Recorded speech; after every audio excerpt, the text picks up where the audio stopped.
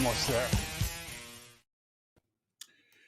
Hey guys, welcome to the Massive Iron Channel. Welcome to the Massive Iron Channel. It's Friday. It's Friday. Appreciate you guys joining me. Massive Iron Live. I'm here every Friday. Covered in dog hair. I'm here every Friday at 11 Eastern. And my sinuses are killing me today. I'm going to try to suck it up. It's freezing. I got the heater right above me. And it's killing my asthma, to be honest with you, making it hard to breathe. Before we get into things, guys, let me just minimize that a little bit. I'm going to be talking about this transformation real quickly, and then we'll dive into things. If you're new here, please post a question. There are no dumb questions, no stupid questions, no questions I've heard a million times. Post up your questions. I'm here to help. Post up as many as you want. You're not wasting my time. This is what I look forward to every week. So do not be shy about posting up your questions. One question, and I'm trying to figure something out here. One question from the that's posted before 11 o'clock every day gets a chance to win a free shirt or hoodie. Now, I got the wheel back, guys. Remember the wheel from last year? I got the prize wheel back. So here's the thing. Pay attention to this. Every question you ask, that's reasonable, not silly, and you can ask diet, train, nutrition, off topic, whatever. Every question you ask, you get a chance to spin the wheel, okay? Now, let's be reasonable. Don't just post 200 random silly questions. But every reasonable, legit question, you get to spin the wheel for a prize. This is what it's going to look like. The prize wheel is back. What do you win? Oh, so sorry. We'll throw confetti your way anyway. You got a chance to win a Team Massive membership. You got the Massive collection. You got the shirt or the hoodie. So you get to pick any shirt in the store. The Massive bulking PDF, Team Massive membership, which is a really good value. So you got some prizes in here. About a 1 in 4 chance of winning a prize. So before I get into things, guys, if your questions don't show up, it is not me throttling you. It is YouTube being silly. YouTube is really, really crazy at times. Try rewording. Excuse me. Try rewording your question. If it still doesn't go through, head over to Instagram, @BenTheBarman. Slide into my DM. It's right there on the bottom. Slide into my DM and send your question. Let me know, and I would be happy to answer your question. I answer every question sent on the old Instagram. So what do we got going on, guys? What do you got going on this weekend? I'm going to try to hit back today. I've been a little bit behind. Black Friday was, I released a book called The Massive Collection, and man, it went crazy. So I thank you guys for your support. I want to talk real quick about coaching because it's that time of the year. And I'll talk real quick and we'll get into your questions. So if you're thinking about coaching, now is the time to do so. Beginning of the new year starting, you want good results. Excuse me. I'm very sorry. My asthma's kicking my butt. And you can check out the links down below. Coaching is pretty reasonable, and I'm sorry if the connection's bad. I see I kind of have a spotty connection today. Not sure why, but I have some really good coaching rates, and you can also get in with micro coaching on Team Massive if you can't afford regular coaching. I'm probably one of the most cost-effective coaches you will find. I'm with my clients 6 days a week. I'm not a check-in once a week guy. I don't do that kind of bullshit. This is what I do for a living. Coaching is what I do for a living, and I get super excited about working with you guys. So I just want to show you, this is a client, Lee. Okay, so Lee didn't just dive into the bulk, right? Lee came to me March 25th, we started. He was 197 pounds. So what we did was we cut him down to 176. So you can see, boom, 21 pounds. He's got those abs coming in. He's got some chest definition. And in the 3 months, he was losing weight. He was building muscle because he was training hard. That's kind of the novice beginner effect. So from June 28th to, let me see if I can make this bigger. June 28th to November 29th.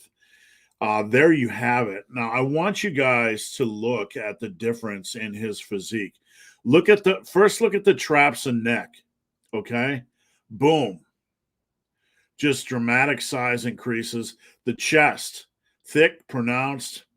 Same weight. Now the abs are kind of coming in, so he's dropped body composition. Shoulders are bigger, arms are bigger, forearms are bigger. Everything. That's with a 3-month cut. So Lee kicked ass, right? Lee did everything right. This is what happens when you use proper bulks, proper cuts. I have a book called Massive Bulking, which you can check up above. This is what happens when you apply the information, when you apply the training, when you apply simple, basic principles. It's not complicated. Lee did all the hard work. Lee trains like a freak. Lee does not miss his diet. Lee does not mess around.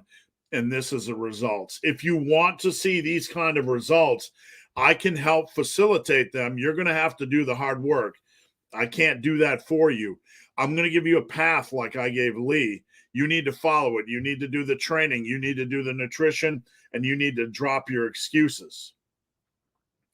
But if you want to work with me, I have some coaching spots available. You can check them out down below. You can go to my website, Super Living Today, check out the coaching tab. All right. Let's get the old prize wheel up here for you guys, and let's dive into things. Remember, post up your questions. Every question gets a chance to win a prize, and you know what? You can win multiple prizes. It's going to be that kind of a day. All right. Atomic Boxman. Now, to win a prize, you guys need to head over to Instagram. That's not the only place, okay? See that at the bottom, Ben the Barman? Head over to Instagram, slide into my DM, tell me your YouTube name and what prize you won. Or you can email me, Ben the Barman, which is the same handle down below at gmail.com, okay? So that's what you have to do if you win a prize, and I'll remind you guys later. All right. Atomic Boxman, how do you fix a shoulder impingement? You need to go see a doctor. I'm not being dismissive. There's a lot of how to fix a shoulder impingement stuff on the internet, and I've had clients mess around with it, and I've not seen dramatic results. I have a shoulder impingement. I've tried it myself. You got to see a doctor. Out of my wheelhouse, out of my area of specialty, and that's really about it. I'm not going to be one of these guys that's going to talk about things that I don't know anything about. So that's it, guys. Let's spin. Let's have a spin of the wheel for Atomic Boxman. Let's see what you get. Ready? I can't stand the anticipation. Oh, nice. Right out of the gate. You win a shirt or hoodie, any shirt or hoodie on my website. You can head over there and check out the apparel. Tons of stuff, tons of different varieties of things. So you can go check that out and let me know what you want. And slide into my DM on Instagram or benthebarman@gmail.com. All right, Assassin from Team Massive. Happy Friday, everyone. Much love from your favorite assassin. Tipion. Made it to another Friday. Thank you. Is there anything to be worried about if your biceps are sore after bench? No. The thing to understand with everything we do, guys, is that these are compound movements. During bench, my lats can get sore. During bench, your biceps can get sore. It's not simply that bench works the chest, triceps, and front delts or shoulders. Even on deadlifts, my chest can get sore. So it's nothing to worry about.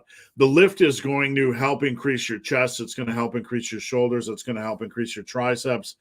But there's nothing to be worried about if it's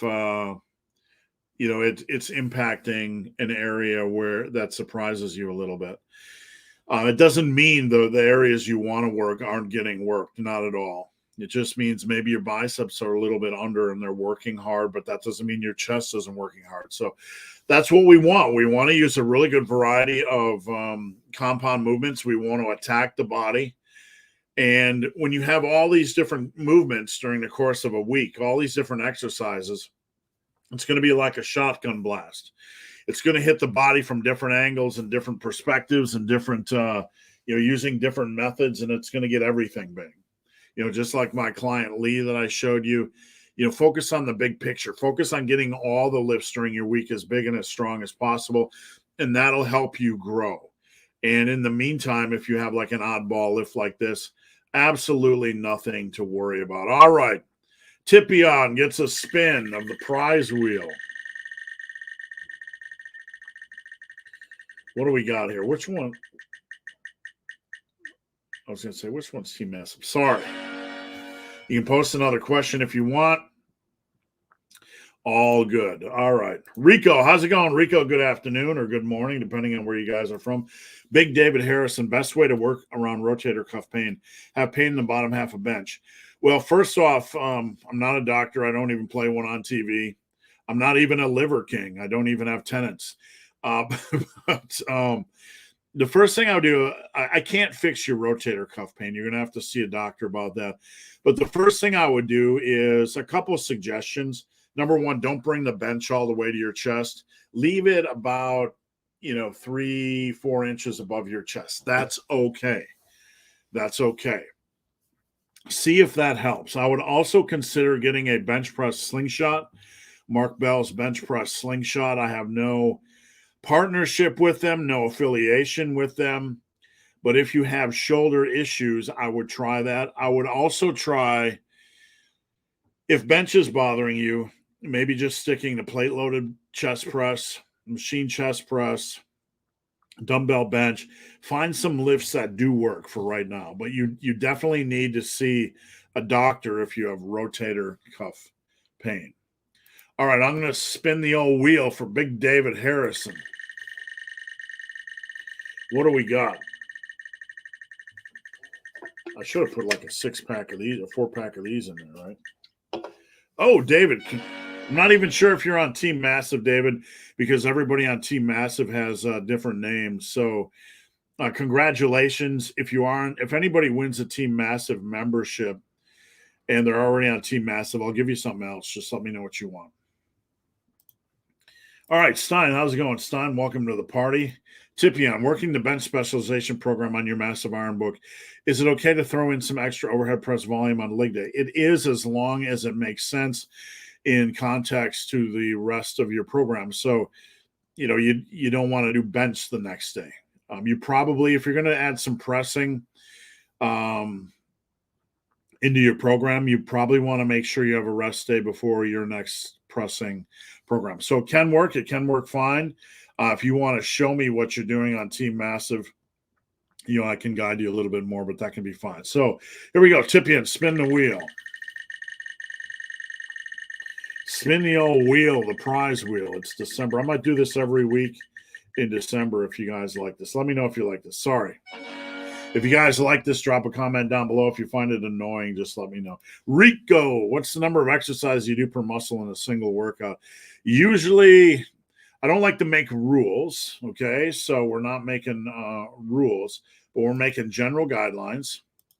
And a general starting point I do for anybody I build a workout for is 6 exercises per session. You can do more, you can do less, all right? This is a starting point. 6 exercises per session is usually 24 exercises per week. At 3 sets per exercise, you get 72 hard sets a week, which is a good starting point for hypertrophy. 4 days a week, 18 hard sets. This can include whatever you want. I've talked about this before, but that's a good starting point. And if you need, this is a starting point, is just a starting point. We adjust, we adjust from there. So, all right, Rico, you get to spin the old prize wheel.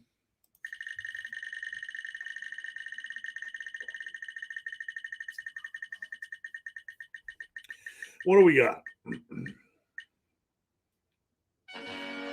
Sorry, Rico.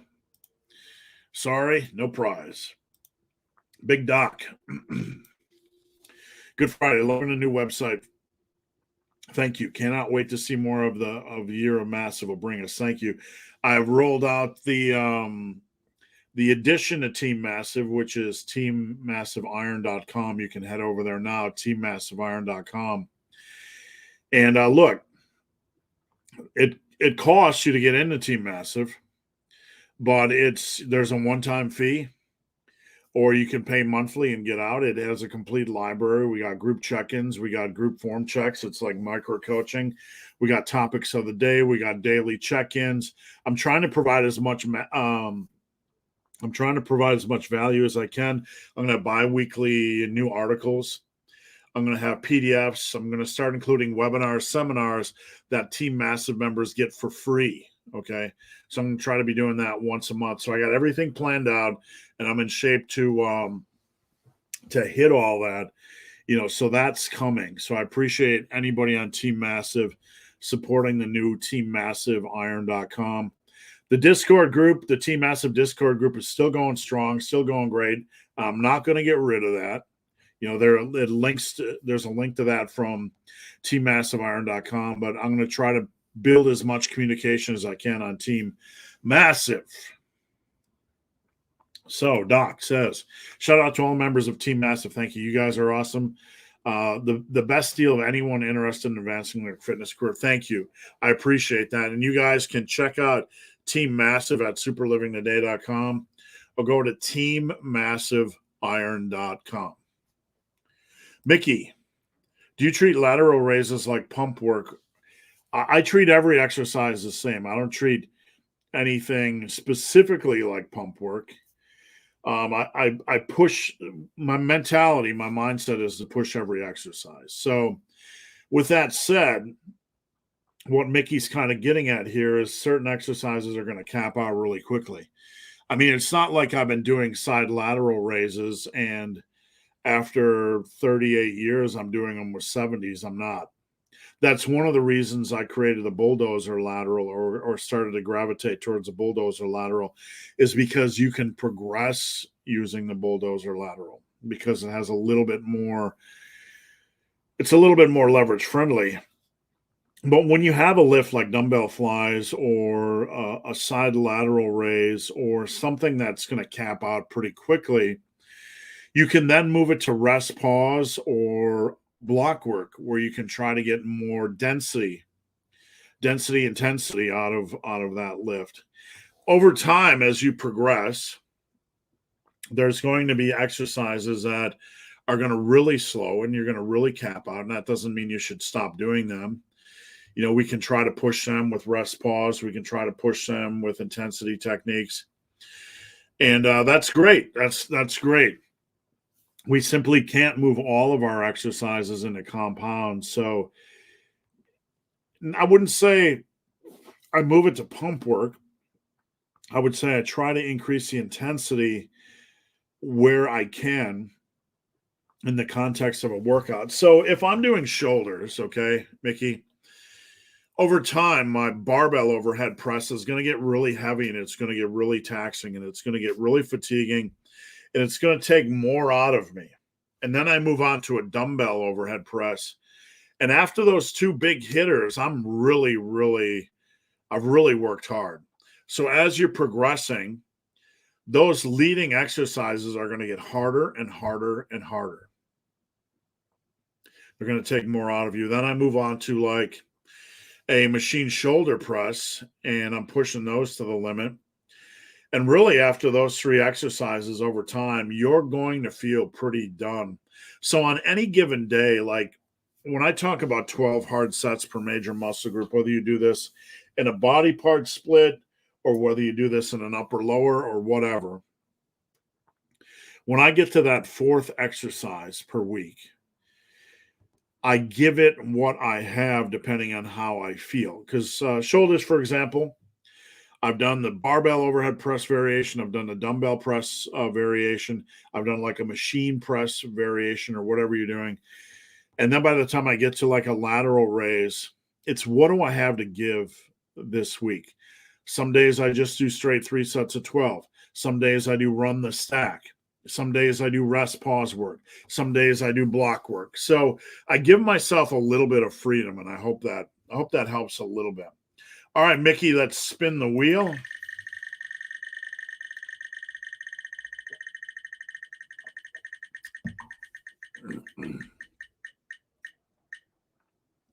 Sorry, Mickey. What I should add on here is $11,000 worth of HGH and steroids, like the Liver King cycle. Just humor, folks. Just humor. All right, Blaine. How long after eating normally again does it take you to start feeling good and strong again after a 3 to 4 month cut? How long after eating normally? So he's been in a cut. How long does it take you to start feeling good and strong again? I started to feel good right away. I mean, usually after 2 or 3 days, I'm back in the groove. And really, after 3, 4, 5 days, you should start feeling human again. Adding PRs. There are some people that hop back into a bulk that continue to lose weight. So my best advice for folks is like the body is a weird kind of thing. It almost functions like a light switch. So sometimes you're in this fat burning stage, okay? And some of this will sound a little bit bro sciencey, but I've seen it. So I've seen it many times. So we have to take it for what it is and understand that it's a possibility that we don't fully comprehend why it happens, and a possibility that it might not happen for everybody. It doesn't happen for everybody. Once you go from a cut to a bulk, there are some people that will continue to lose weight as we bring their calories up. I've seen this. I see this 3, 4 times a year, especially with clients that have a high metabolism. Like they'll be bulking on 4,000-ish calories. They'll cut to like 2,200 to get a steady rate of weight loss. They'll start bringing their calories back up and they'll continue to lose weight.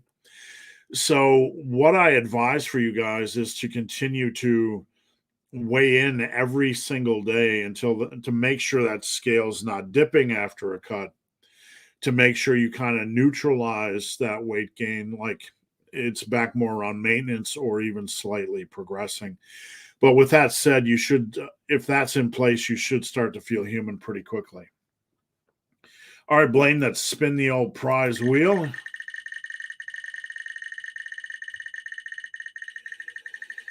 What do we got? Wish this thing was a little quicker. Sorry, Blaine. Post up another question for a chance to win. If I win the giveaway, I'm looking forward to a hoodie. Will help me keep warm in the north. Yeah, I live in hoodies. I try to keep the heat down in here because I don't like it being, too freaking warm, especially with my asthma. Like I got a heater right above here, and that dry heat just torches my sinuses. Elliot, loving the channel. Thank you. I appreciate your support. Noob question. Full body split, 3 days a week. Should I stick to the exact same program for the next few months or swap in? I wouldn't say, Elliot, you need to do A or B weeks. You could do A or B weeks. What I would consider is working in some alternating exercises. Number one, exercise variety is rarely a bad thing. And number two, it's just a little bit more fun. Like, let's say you're on a full body workout. Yeah, you lead with bench. That's fine. Okay. So what could you do?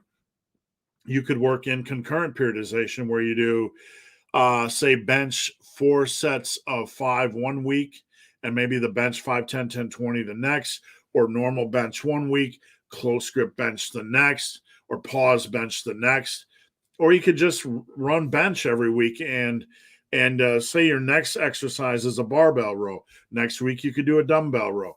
You could work in some variations. Just don't get more than 2 weeks away from any variation.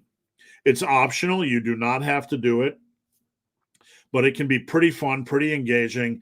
And the extra exercise variety really does not provide any downside. If anything, it provides upside and so provides a little bit more engaging of an experience. All right, Elliot, spin the wheel. Let's see what we got.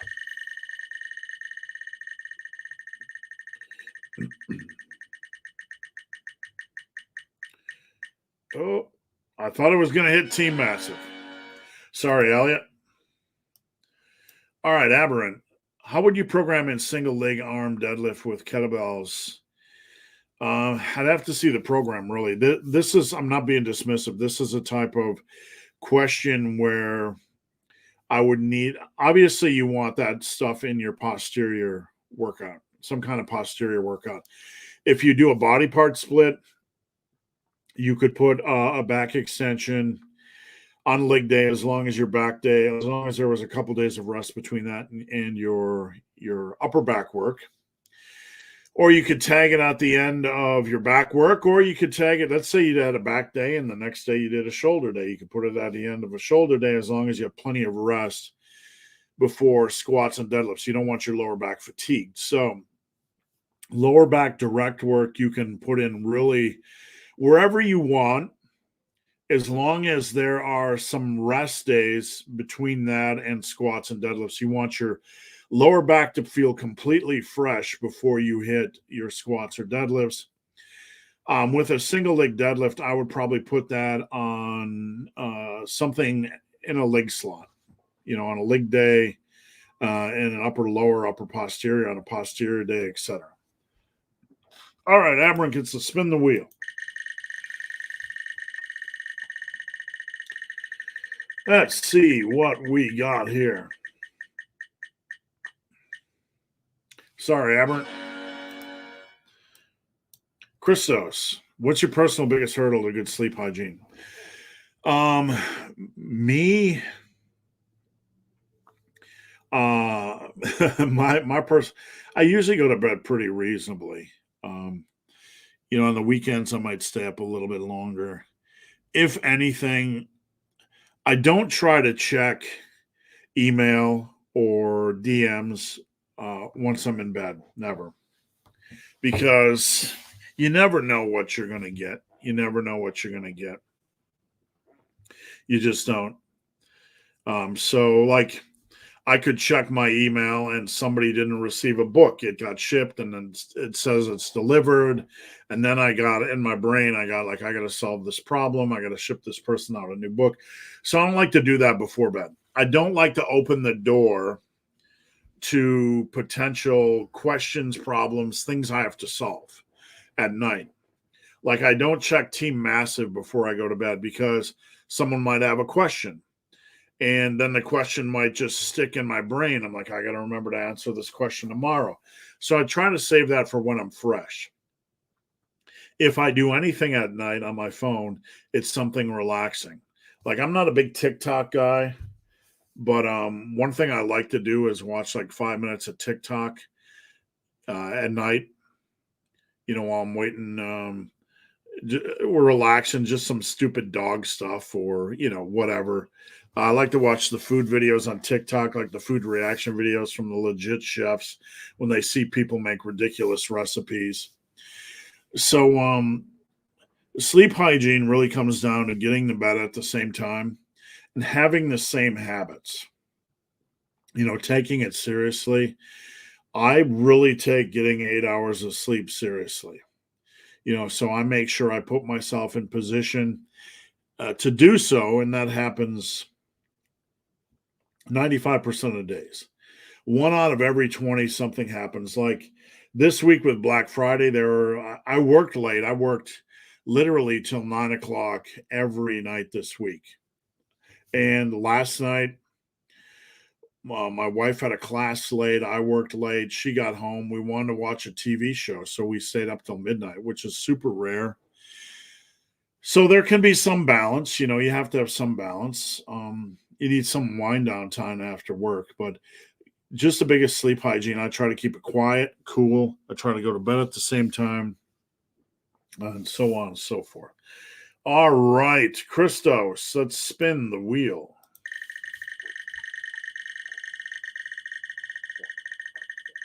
What do we got?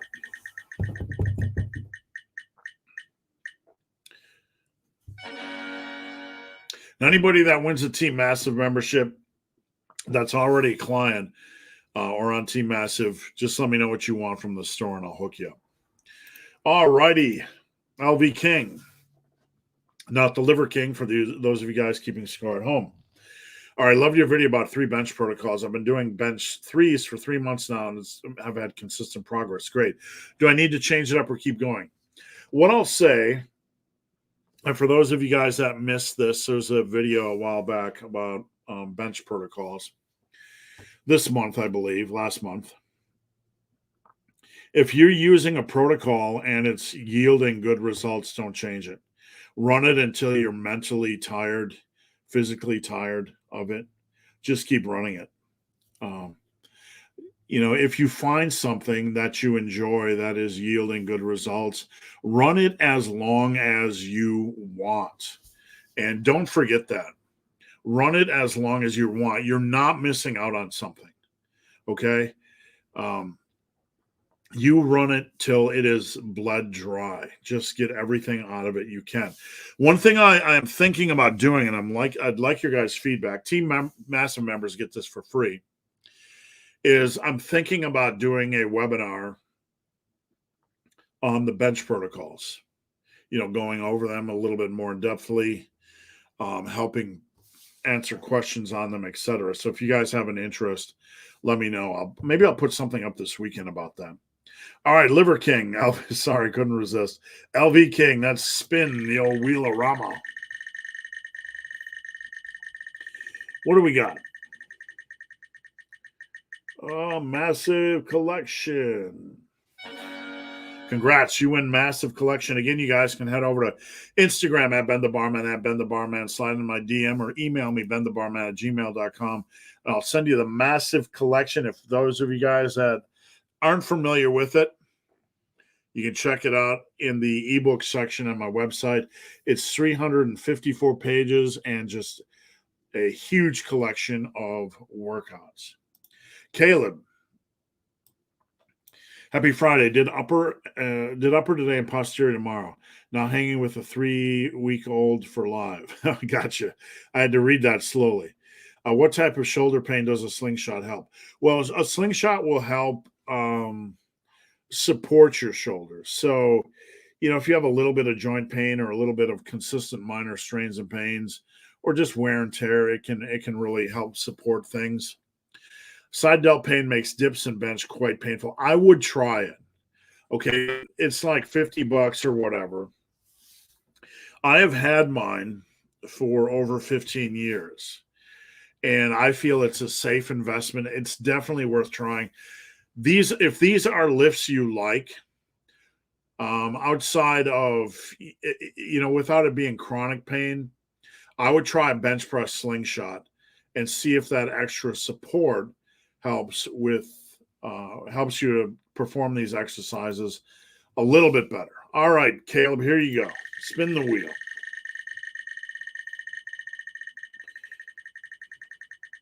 I get motion sickness. I'm trying not to stare too. Sorry, Caleb. Any of you guys that miss out, just make sure to post up another question if you want another chance. Big Paul, can you press 3 days a week as long as the middle day is for overhead? As long as your weekly volume makes sense, on benching, on chest work and shoulder work, you can do really whatever you want. So that's fine. You just want to make sure on your overhead presses that you're getting enough volume, weekly volume, but that's absolutely fine. All right, Paul, let's spin the wheel.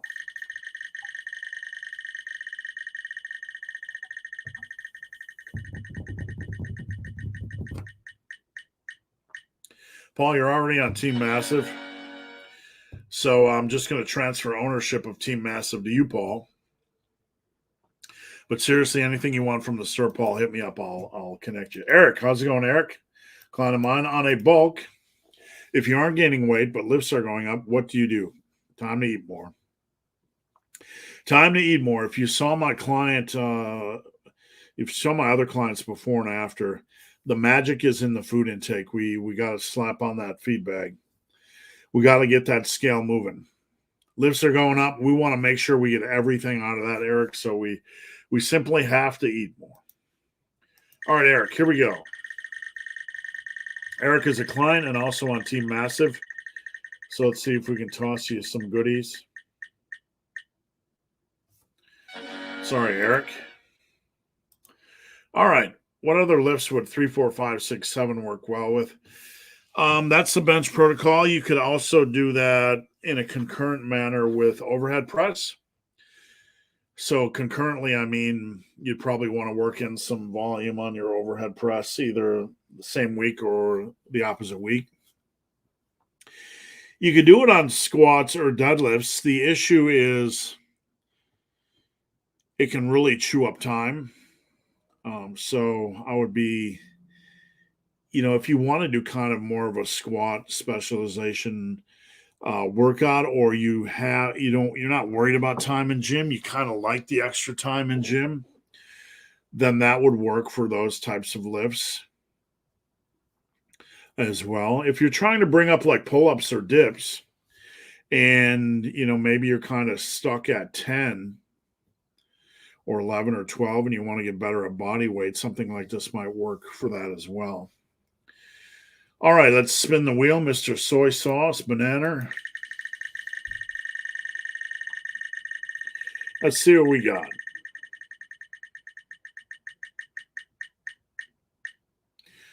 All right, sorry. So what are the odds to win? We got massive collection, 5, 6, 7, 8, 9, 10, 11, 12, 13, 14, 15. So you got 4 chances to win out of 15. So about better than 1 in 4 chance. Big Scotty Mac. All right, big fella. What do you think can be done about dodgy fitness people online? Nothing. There's nothing you can do. The best thing we can do is not stress about it. Just kind of laugh about it. I've made some posts about the Liver King recently. Y'all know that I made a video, and sometimes you just discuss these things. I mean, I don't make videos like this often. I like to occasionally make a news video, but I think the best thing content producers can do is just to shed light on it, to talk about it. It's a healthy thing to talk about it. Occasionally when somebody like myself makes a video about the Liver King, people are like, why are you getting involved in drama? Well, I think there are opportunities that need to be discussed that are educational. And look, part of social media and part of YouTube is entertainment. It just is. And I don't downplay that. I don't criticize anybody. There is a portion of my internet use that I use for entertainment. I don't use YouTube Fitness for entertainment because, I don't like to mix helping people with entertainment because you get so much nonsense that's created and confusion.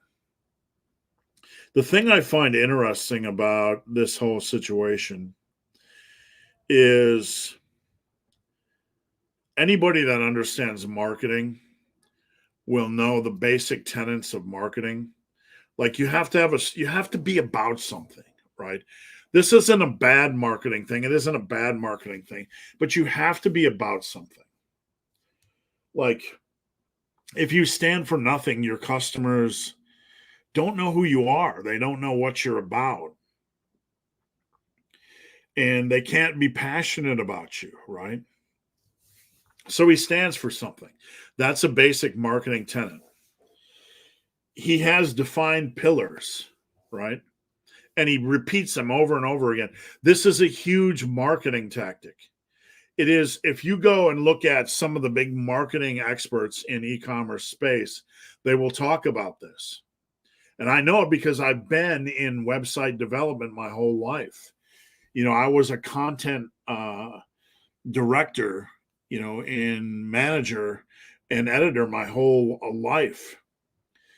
And part of marketing is having these tenets, not just what are you about, but like he has these core tenets that people can, specific things they can rally around. They're not, vaporous or airy fairy, right? So whether it's on purpose or whether it is contrived, dude has his marketing nailed. Nailed. Whether that's really him or whether that's just something he's playing on TV, YouTube, that's up for you guys to decide. The thing that shocks me though, and the thing that's kind of frustrating, I'm shocked that anybody uses that amount of money per month on drugs. I really am. Very few things shock me. I've seen, look, I'm not naive. I've been at powerlifting meets. I've trained with Mr. Olympias. I've trained with and met with so many YouTube celeries. I've heard their supplements behind closed doors, just being next to them at a meet. I've heard some radical things. I've never heard of anybody spending this amount of money on drugs. So, hey,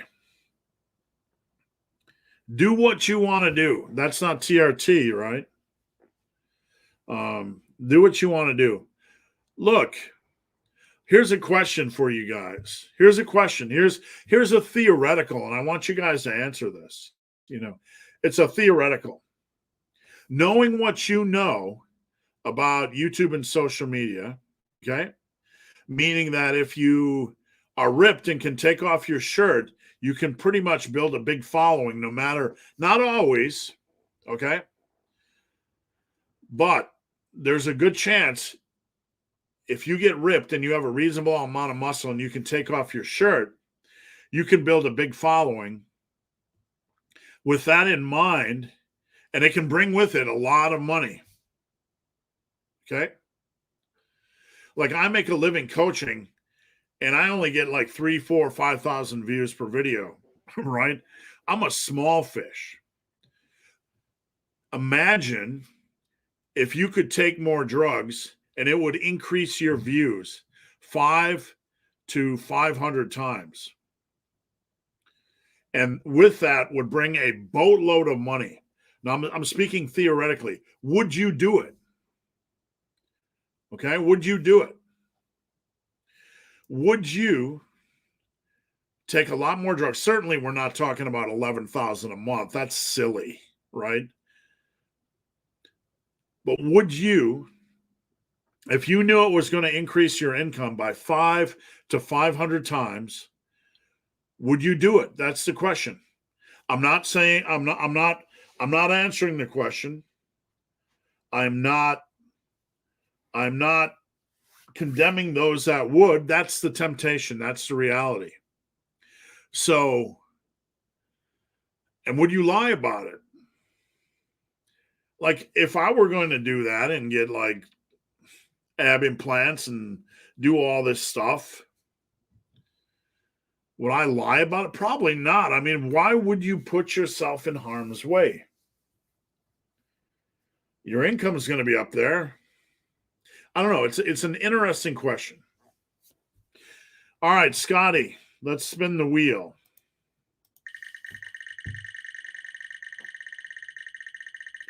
Let's see what we can send Big Scotty Mac.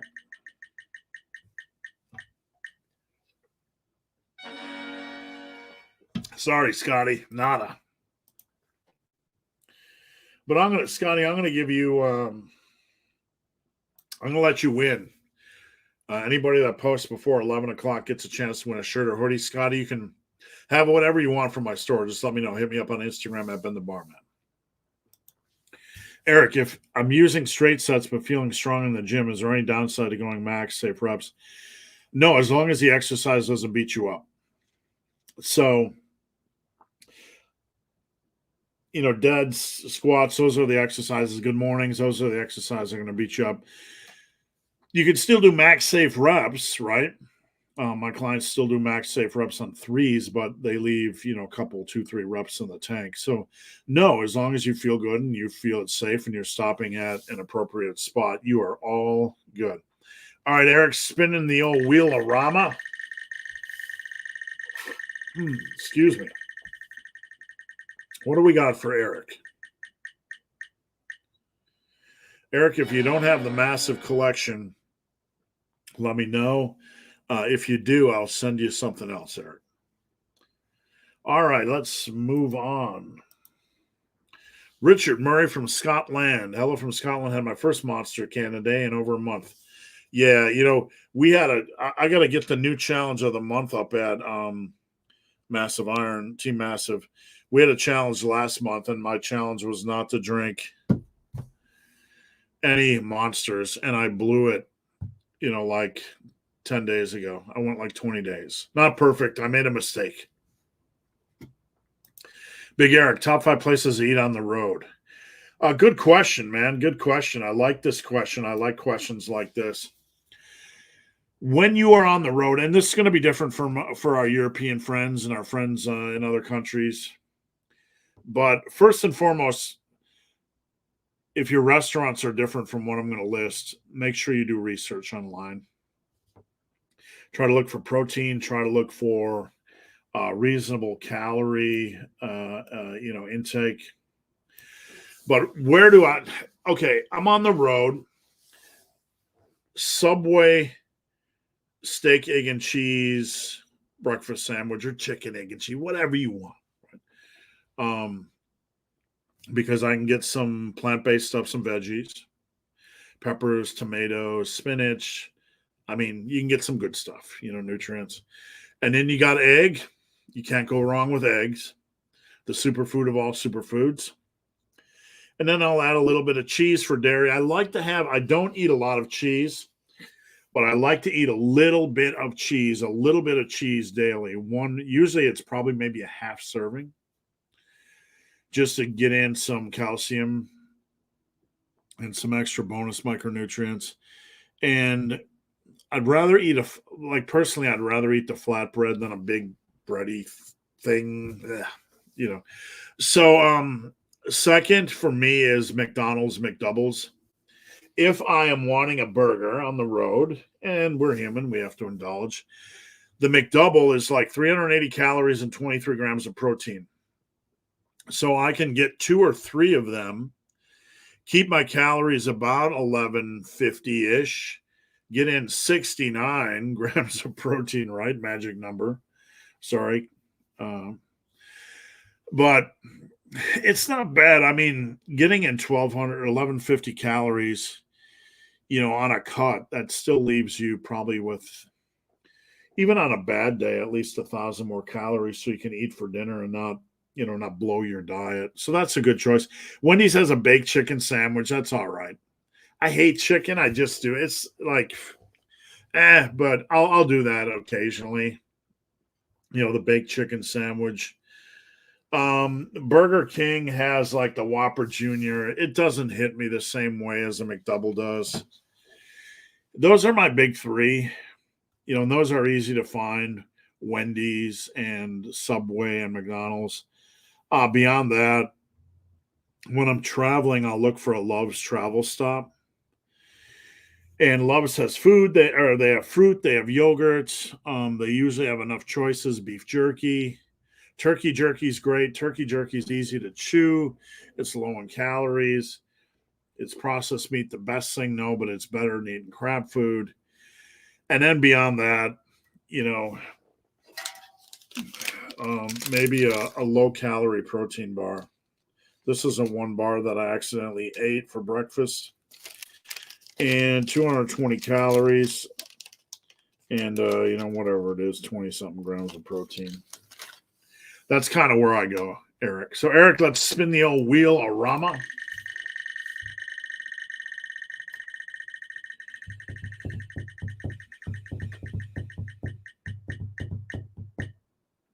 Sorry, Eric. All right, guys, we're about 50 minutes in. I'm going to stay on as long as you guys have questions. So keep them coming. I will stay on all day long spinning this wheel as long as you guys have questions. Mickey, do you prefer squats? Ask the grass. No. Forcing yourself to some arbitrary depth is not healthy. You want to get at least a depth on squats. If not, your knees are probably inside of your toe angle. But bearing it for the sake of bearing it and then losing tightness and getting lower back rounding and butt wink and all that kind of stuff, not a good thing. So any arbitrary standard in lifting that doesn't make sense from a common sense standpoint, no, it's all about what is your body doing? Are you maintaining tightness? Are you maintaining lower back health? And are you hitting a reasonable depth? Let's focus on the long term. Let's focus on keeping the body healthy. And no, I think people get crazy with ass to grass squats. Mickey, here you go, spinning the wheel. I'm thirsty today. Sorry, Mickey. Big Bill from Team Massive. Happy Friday and Massive Crew from DC. Let's keep chugging along. Keep at it. Any guys watching the World Cup? I've been watching it, and probably the first time I ever really legit watched it. And USA, Netherlands, and if we win, we might have a chance of playing Australia. Why does this excite me? Because my wife is Australian.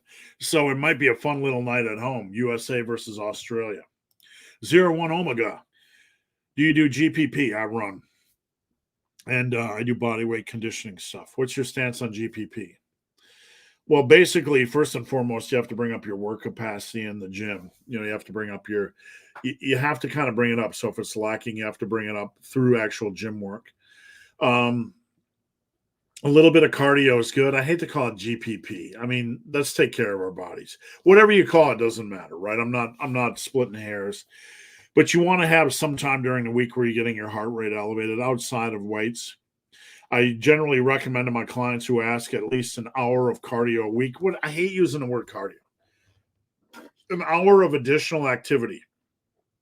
You should have your steps in, okay? You should be getting at least 7,500 steps a day. That's not GPP. That's not cardio. That's just called general health. For general health, we need to get that in. In addition to that, we should be getting in at least an hour of activity, not cardio, activity, GPP, whatever a week. I do not care what that is. Hiking is a great way to do it. You're in the sun, you get elevation change. It's one of the tenets of Liver King. You can do anything with elevation is good. So Stairmaster, even elliptical, anything where you could speed up maybe 15 to 20 seconds out of every minute and get your heart rate elevated and then return back to normal is good. So my stance is let's take care of ourselves outside of just lifting. Get in your steps, get in some activity that raises your heart each week, and you will be fine. All right, 01 gets to spin. For the fatties out there that are powerlifting, GPP ain't going to do much for you. Lose the weight and just follow the advice I gave. And congrats, 01 Omega, you won the Massive Collection. If you already have it, let me know and I'll send you something else. Can you recommend a book for us? Absolutely. Go over here, superlivingtoday.com. And there is in the menu, you can find books or ebooks. If you look at ebooks, you find my new book, which has 354 pages of workouts, tons of bench workouts, full body, upper lowers, body part splits, power muscle block. Everything is in there. That's a huge value. A lot of time and effort put into that over the years. I also have books and ebooks. The Muscle and Brawn Archives. I used to run a website called Muscle and Brawn. The Muscle and Brawn Archives book is rich in great information. It is just a wealth of information. Just random articles on everything from Russian squat programs to German volume training to just every topic under the sun. It's a brilliant book. And I wish every one of you would just at least check it out and consider it, because it's the culmination of 7 to 10 years of running a website and some of the most interesting articles that appeared. And you also have my bulking PDF. You can go to my website and just search bulk. You guys want to nail bulking and cutting. That's my plan. That's my philosophy. Check that out. And I'm going to let you spin the old wheel. Let's see if we can get you to win the massive collection.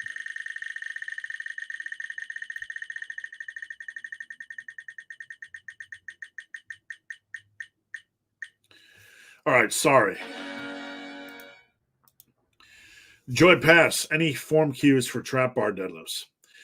You have to first off use the high handles. If you're going to use a trap bar deadlift or hex deadlift, don't go low bar handles. If you're going to do that, you're just better off doing conventional deadlift. Instead of trying to pull, make sure your head's in a neutral position when you start. And then instead of trying to pull or yank, try to drive your head up. Where the head goes, the body follows, and usually the hips as well. So that is the biggest form cue. You're going to have a better natural leverage position starting with the trap or hex bar. So from there, just have that head neutral and try to drive it straight up. All right, Joy, that's spin for a prize.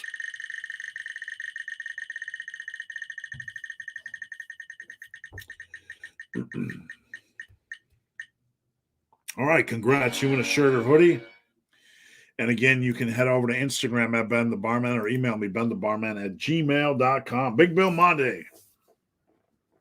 On a 5x5, when you know you don't face your fastball. On a 5x5, when you know you don't face your fastball after the first few sets, do you auto-regulate?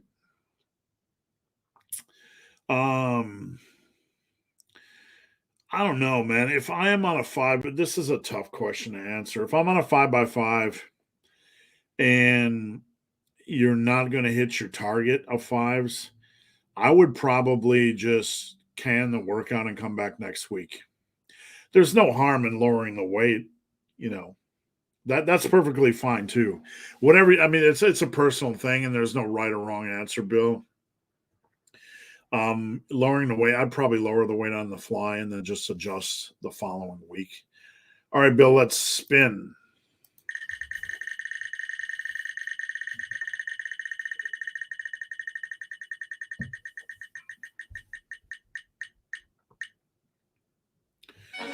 Bill, if you do not have massive bulking, let me know if you do.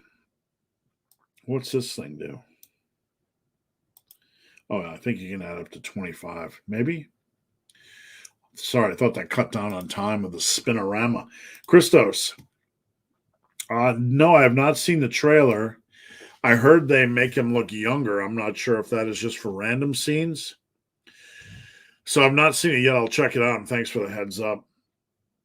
I got to tell you, I've seen the Avatar trailer, and I'd be curious what you guys think. Like, I like space movies, but Avatar kind of feels like it had enough space to like tickle my interest. I didn't mind Avatar, but I don't know. It was kind of a foofy, colory, rainbowy thing. It was okay, right? And now, like, they made the new Avatar, and it's like, oh, look, the same thing without space underwater. I could care less, really. I'm curious if you guys kind of feel the same way, because they put a ton of money in that thing. All right, Christos, let's spin the old wheel.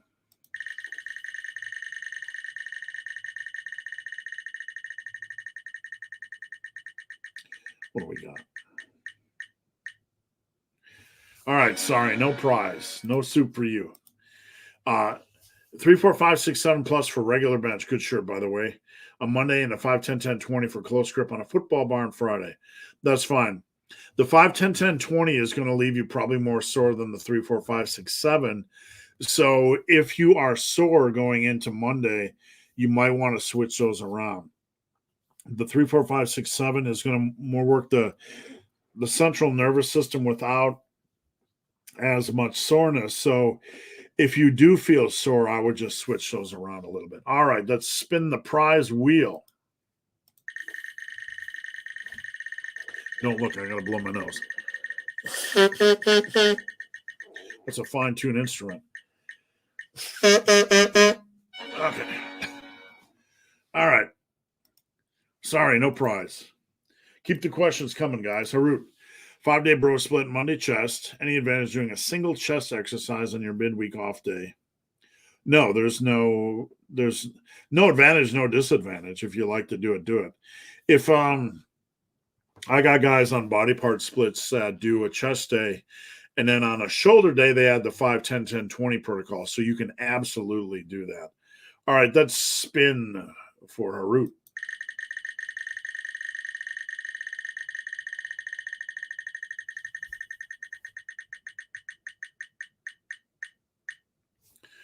Sorry, no soup for you.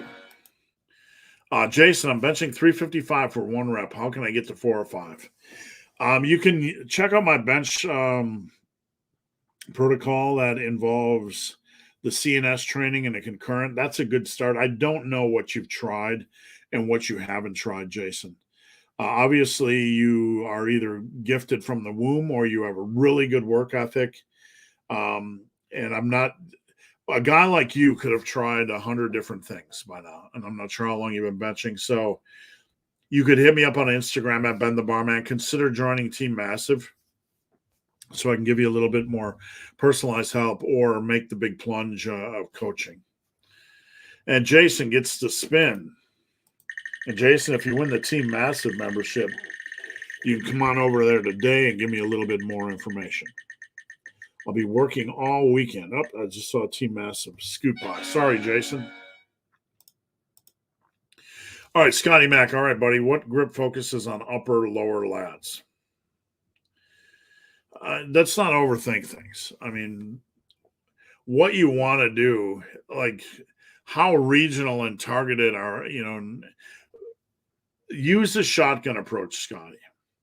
Get a good exercise selection, work in alternatives and variations, and use the big picture. The big picture is you have a good exercise variety. You're pushing for progressive overload, and you get in some different variety in your exercises.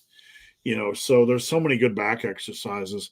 Just make sure you have a couple lat-centric movements. You could do regular lat pull downs, pull ups, single arm lat pull downs, machine lat pull downs, that sort of thing.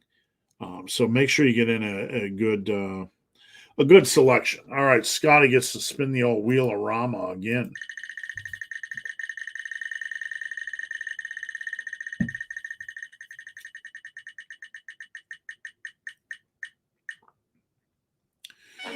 And Scott, if you do not have the collection, let me know.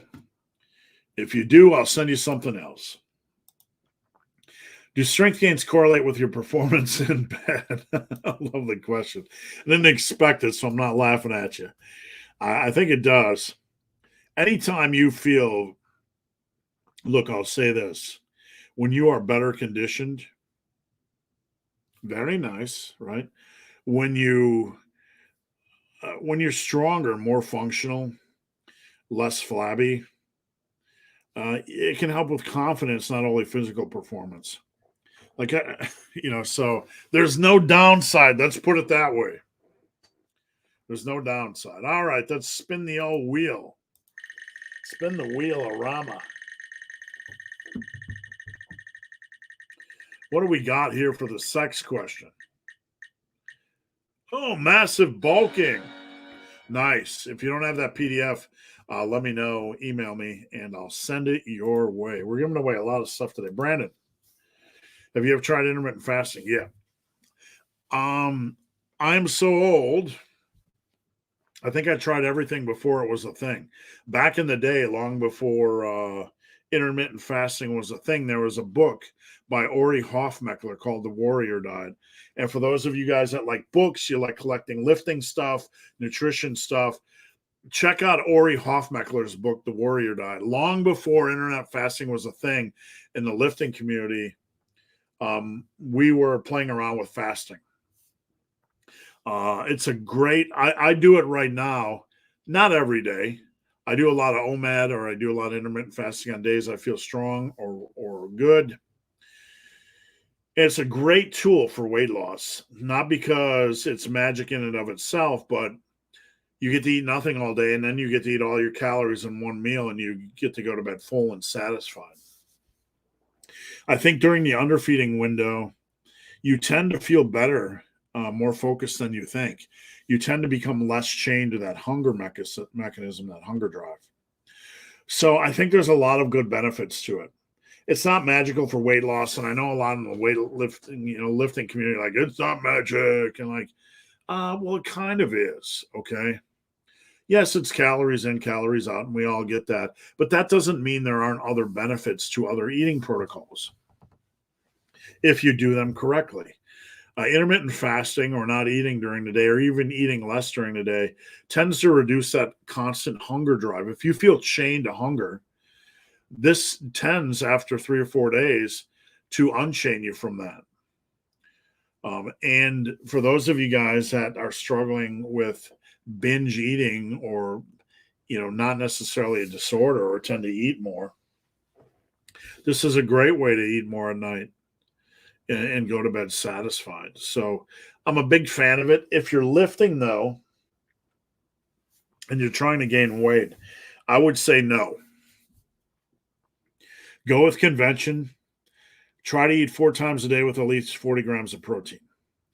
That's generally good from a convention standpoint for lifting. All right, so Brandon, let's spin the wheel and see what you get. Whoops. I got to be on the, sorry, I got to be on the window. I clicked away from the window and messed it up. Sorry, Brandon.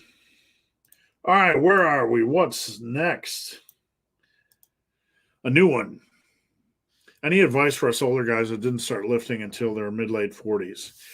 Well, I will say, number one, know what you can do and what you can't do. Don't fall into the pit of, I have to squat and deadlift because everybody tells me I have to squat and deadlift. Maybe your back's not ready for it yet. Maybe your body's not able to handle that. That is okay. Probably start on a lot of dumbbells and machines. Play around with barbell exercises to see what feels good for your body. Ease into them. Don't rush them. Pendley rows, seated overhead presses, deadlifts. Use a hex bar if you can, deadlift. Let's get some deadlift strength built on the hex bar. Use a safety squat bar if you can. Let's save those shoulders on squats. And join Team Massive. Come on over there. We'll help you out. Hire me as a coach. I'd love to work with you. I love to work with over 40 lifters. But that's some good advice, and I hope it helped a little bit. All right, let's spin the old prize wheel.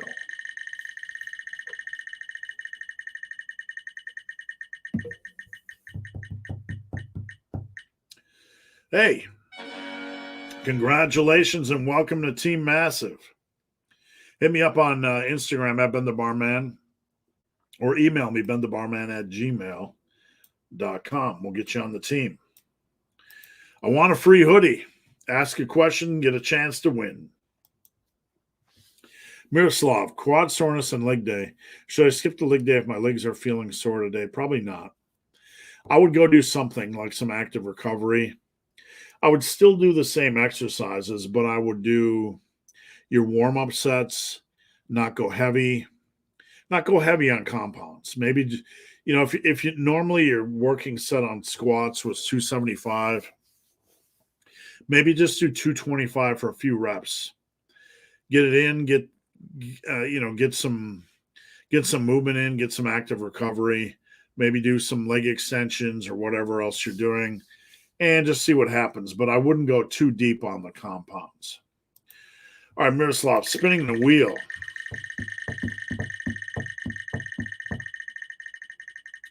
Spinning the wheel. What do we got?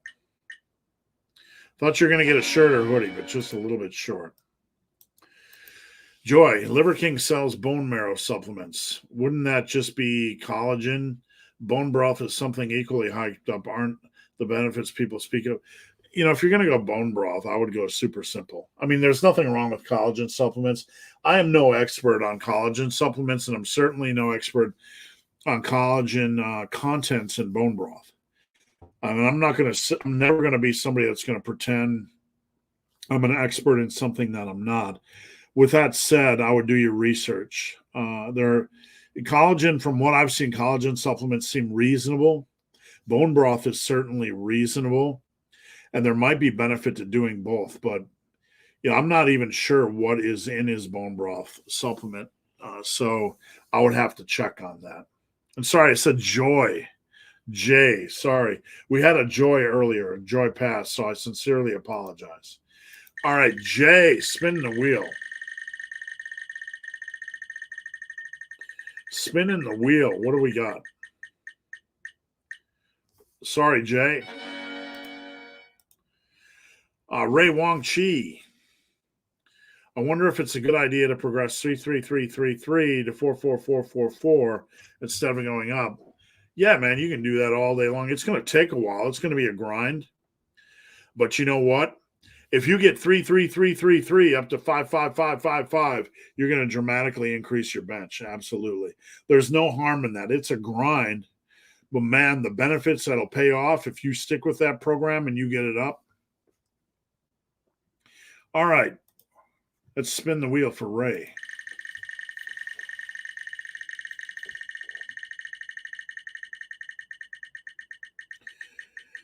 What do we got? Pass team massive. Sorry, Ray. It was a close one. Excuse me. Blaine. I've been running a 3-day split for a long time. Chest, triceps, back, biceps, legs, shoulders, rest, repeat. Sounds reasonable. So 6 workouts every 8 days. That sounds reasonable. You're getting in a couple days of rest. Any inherent weaknesses? No, not really. The biggest thing you're looking at is you have back and legs back to back.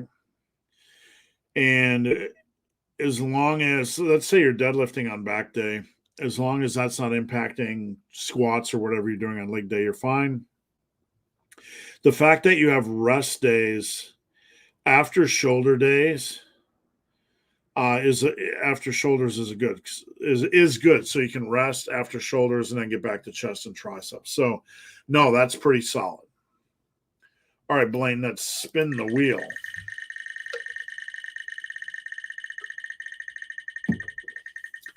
What do we got? I thought you were going to hit team mass. Thanks, Blaine. Now, real quick, guys, we're an hour and 12 minutes in. I'm going to check real quick to see if any of you guys have sent me an email already as far as the prizes go. So hold on, guys. While I'm doing so, I will stay on as long as you guys have questions. So don't be shy. Keep posting up your questions. I will continue to answer questions all day long if I have to. Friday is my day for this, so I love it. I love doing it. All right, where are we at? Tipion, those are fantastic results. Tipion was talking about, let's see if I can bring it back up, about my client. And yeah, that is fantastic results. Nothing magic. I put him on the path. He hits the path. And that's what you get. That's what you get. All right. What do we got next? Is it better to take a rest day or work out when you haven't slept? If you haven't slept, I'd probably take a rest day. I probably would. If it's poor sleep, you can still work out. Use your best judgment. Best tips for a good night's sleep. Go to bed at the same time. Keep it cool. Keep it dark. Don't look at your phone. Don't read anything on your phone that might, create chaos. Have sex if you can before bed. And that's probably the best tips. Now I'm going to let you spin the wheel.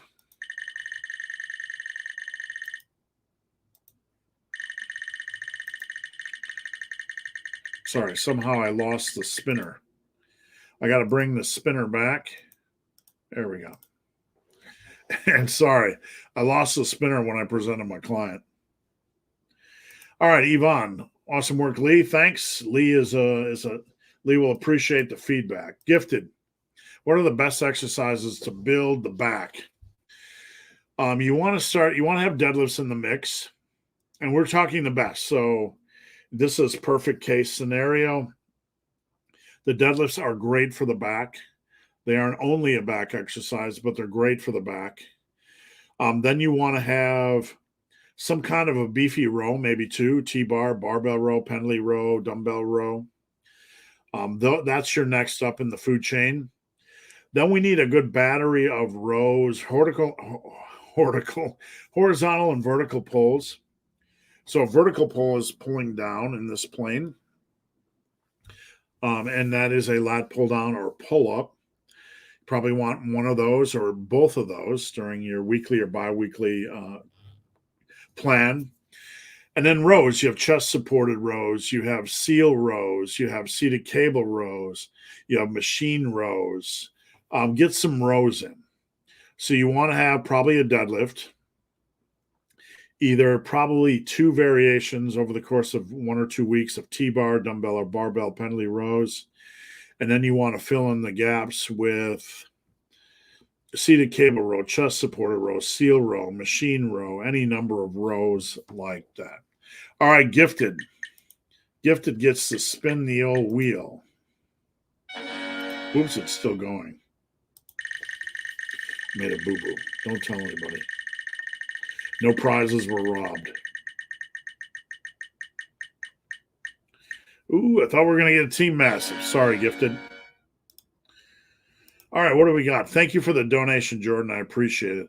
I get a slight chest strain once a year. That nothing to worry about, man. I mean, I'm not being dismissive, but nothing to worry about. In the strengthening process, we have to understand the body is made up of muscle. It is made up of connective tissue, joints, central nervous system. Everything's running at a different pace. So you're going to pick up strains and pains. It's part of the process. It's part of the strengthening process, and nothing to worry about. Even a slight chest strain, nothing to worry about. Focus on injury management. Don't let it turn into a worse chest strain. You're absolutely fine. So, Jordan, let's spin the wheel.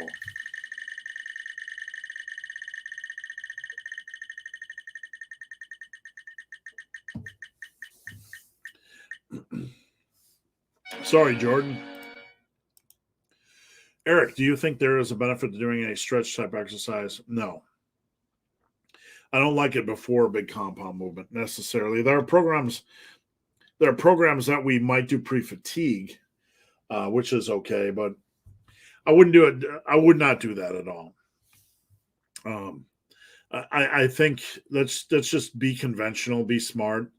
If we want to do a pre-fatigue and we're more of an advanced lifter, we can try that. Meaning, I want to do leg extensions before squats. You're going to have to adjust your squat.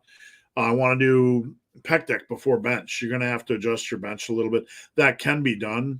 We might have to adjust our compound lift, but my best advice is don't overthink this stuff. A lot of this stuff gets hyped up on social media, and the benefit is virtually nil compared to conventional training. All right, Eric, spinning the wheel. I'm getting hungry. Sorry, Eric.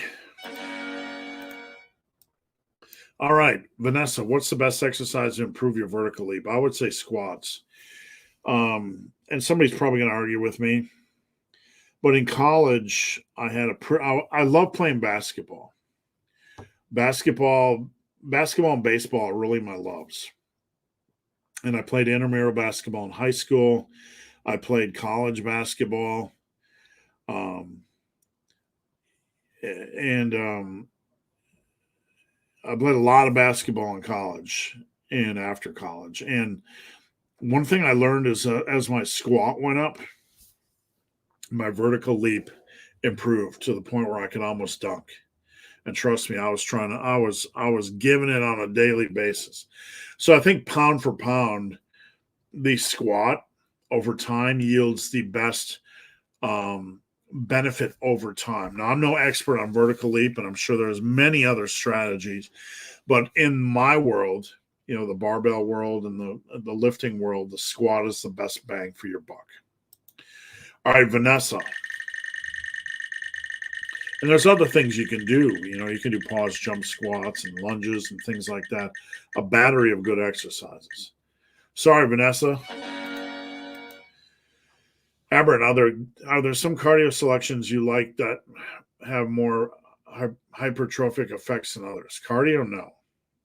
We don't use cardio for hypertrophy. Don't ever think of it like that. Just if you do your regular hypertrophy, you're going to get as big and as strong as you can. Use cardio for health benefits, and if it has some fatiguing mechanism, that might help. But the thing is, like, we look at sprinters and we're like, oh, sprinting builds big quads. Either that or the best sprinters tend to have the biggest quads for power generation. So don't think of it like that. Just stay in the hypertrophy zone. Do your cardio for health. All right, Aberrant, spinning the wheel. Excuse me. What do we have here? Sorry, Aberrant. All right, Big Josh Megaroids. Gold's Gym shut down, so now my little hardcore gym is packed. Man, I'm sorry to hear it. My wife started taking courses at a gym, and I've been going there to work out with her.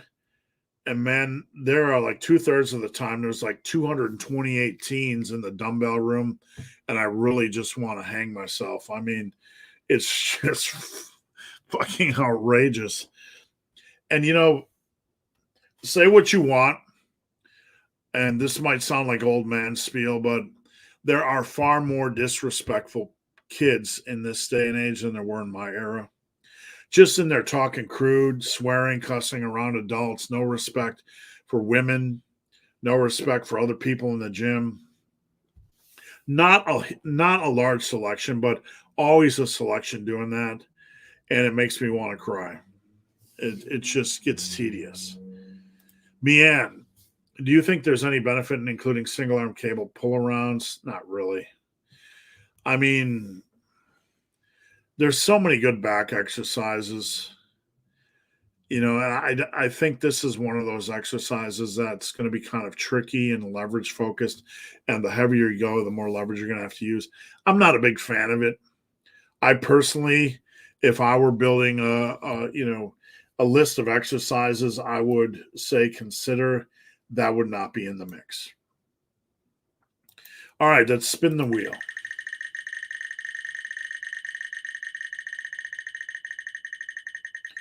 What do we got?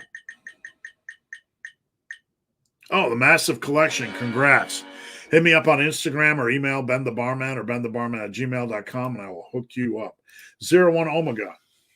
I watched your video with Faz and RDLs, followed your tips, and definitely felt it more hamstrings. That's great. That's awesome. If you guys haven't seen that video, check back a couple of days ago. And it's a 20-minute video, but it's worth your time if you really want to get up to speed on the RDL. Big Josh Megaroids. I bulked from 168 to 186 in 6 months. Didn't seem to gain much fat, and strength has skyrocketed. It's not too aggressive, no. For those that are training hard, Josh, generally, if you check out my book, Massive Bulking, I advocate about a 10-pound gain over 3, 4, 5 months. If you are really training hard and you are okay with cutting and you're not morbidly obese or entering the fat zone, then you can definitely go more aggressive. Definitely. All right, Josh, let's spin the wheel.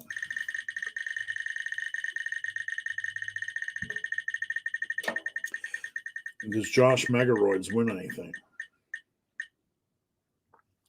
Sorry, Josh, nothing for you. And I'm just checking to see on my phone if anybody messaged me about winning the prize. Big boy Raj. Hey, Steve, I'm 28. What are your training charges? I deadlift 405 for one. I want to get a 500. You can head over to my website, Super Living Today. Click the coaching tab. I have a special where if you sign up for a year, you get to save money. And it is $149 a month for the first month, and only $89 a month after. So the first month we do a lot of setup, we do the initial call, etc. I'd love to work with you. And big boy Raj gets the spin of the wheel.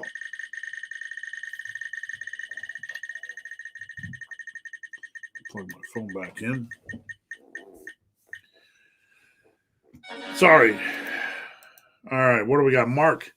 Hey, Bearded Beast of Duloc. What was the meaning of that name? Back in the day, when I had the Muscle and Brawn Forum, we all create internet names, right? Monikers for Twitter, Tweeter, Tutor, Twatter, Instagram, whatever our monikers are. Well, back in the day, I ran a major forum, and I'm from Fond du Lac, Wisconsin. Fond du Lac. So the bearded beast of Dulac was the bearded beast from Fond du Lac. And you're a dork. I'm a dork. I called myself the bearded beast. This was 15 years ago. I was a kid, so that's the meaning. It just kind of took off from there. All right, let's spin for Mark.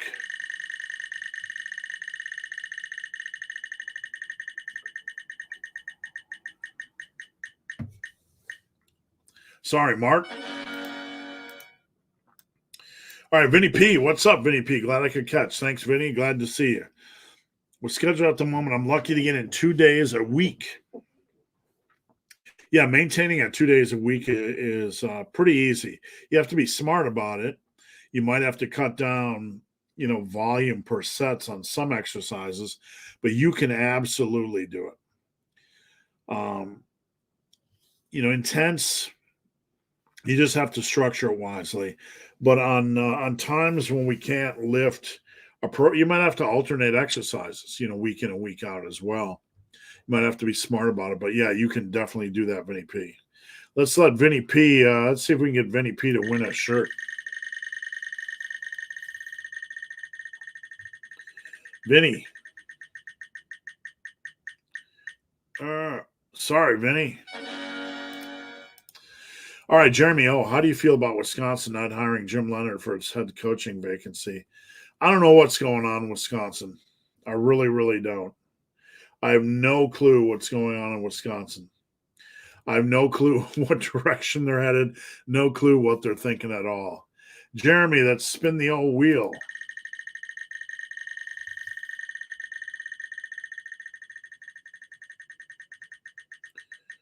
What do we got here? Sorry, Vinny. Sorry, Jeremy. Sorry, got tripped up. Backtrack. Mike, what's the workout protocol for returning to the gym after recovering from the flu?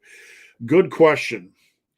If you are sick, what I typically recommend for folks is when they feel well, and this can be a hard pill to swallow, but you can do with it what you want. Everybody's an adult. But when you feel well, understand you might just feel well relative to how you felt the previous couple of days. So I would maybe take an extra day of rest off. Make sure you get in your sodium, a little extra sodium in your food. Get those electrolytes up. Get in some potassium foods. Okay. Those electrolytes in, a little bit extra carbs, simple and complex, a little bit more water. Don't overdo it. A little bit more food. So rest, more sodium, more potassium, get the electrolytes in, a little bit more simple and complex carbs, and wait an extra day. Eat a little bit more. The worst thing you can do is beat your immune system down or return too early. So that's what I would suggest. And Mike is spinning the wheel.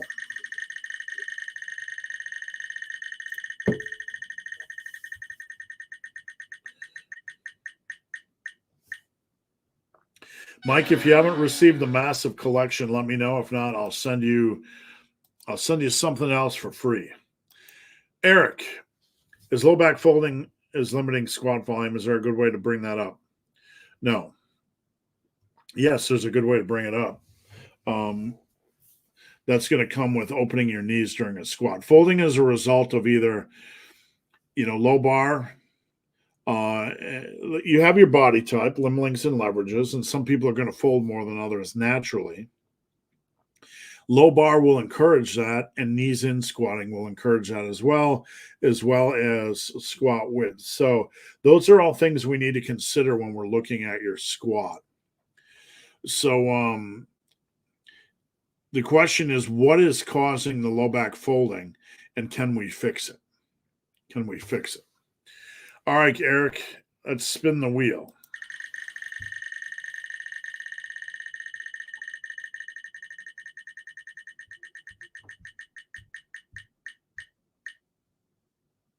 Sorry, Eric, no soup for you.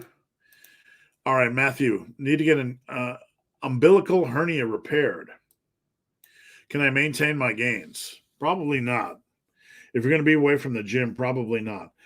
And yeah, you'll probably lose some. The best thing to know is that muscle memory is a real thing. And when you return to the gym, those muscle cells have they'll be ready to go again. Number one, you know how to train to build that muscle. You'll be able to get back up to speed pretty quickly, and muscle memory will be your friend. Anything you lose will get you back up to speed pretty quickly. So take care of yourself, Matthew. Be smart and trust the process.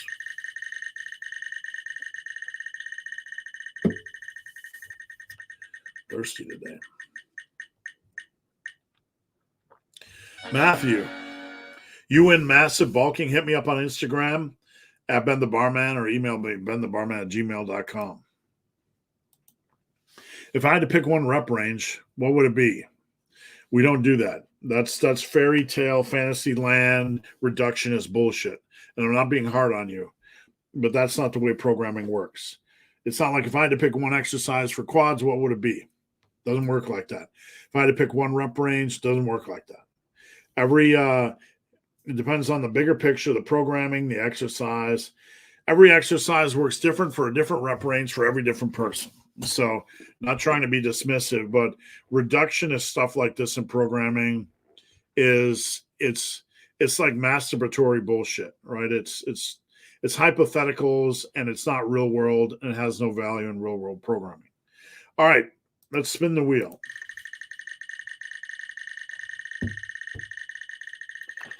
My number one supplement. Sorry, Yari. All right, let's move on here. Elliot, for a noob, is it worth consuming whey and creatine? Absolutely. If you're training hard, whey is just extra protein, good.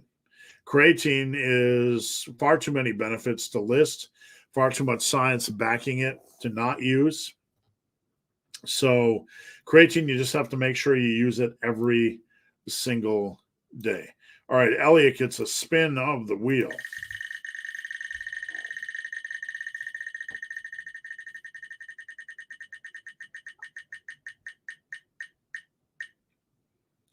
Team massive membership. And Elliot, I know you answered before. For some reason, I thought you won it before. Eric, is it good to use threes on things like dumbbell press? You can if you want to keep switching dumbbells. The reason why I don't overdo the threes protocol is simply because it's a lot of weight switching. And dumbbells are harder because 5-pound jumps are 10-pound jumps. Like when you're jumping on a barbell, you want to move up the smallest amount of weight possible, which is typically 5 pounds. On a dumbbell, you're forced to move up 10 pounds, and jumps on a dumbbell, it can be done. You just got to make sure it makes sense for that lift. It's okay on like dumbbell benches and dumbbell overhead presses, but that's probably the limit that I would consider using it for. All right, Eric, it's a spin.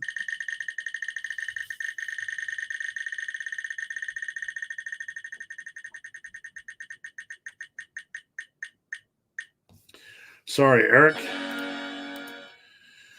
Joy, during the 8-week peaking plug-in from your book, you prescribe reducing assistance exercises to 2 and then 1.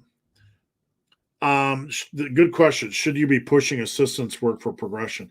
When you are peaking, the goal is to try to let your strength shine while reducing fatigue.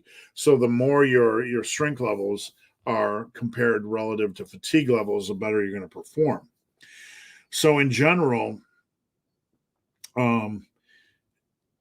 if it's easy to basically you want to try to hold steady. You don't want to try to do anything ridiculous during the peaking stage. I would try to hold steady unless you're on a set and it's really easy to steal a rep. And then I would steal it. All right, let's spin the wheel.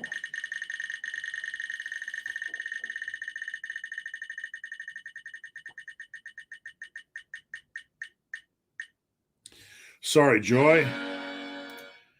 All right, moving on. What do we have here? Is it a good idea to use the same 3 bench protocols for other compound lifts?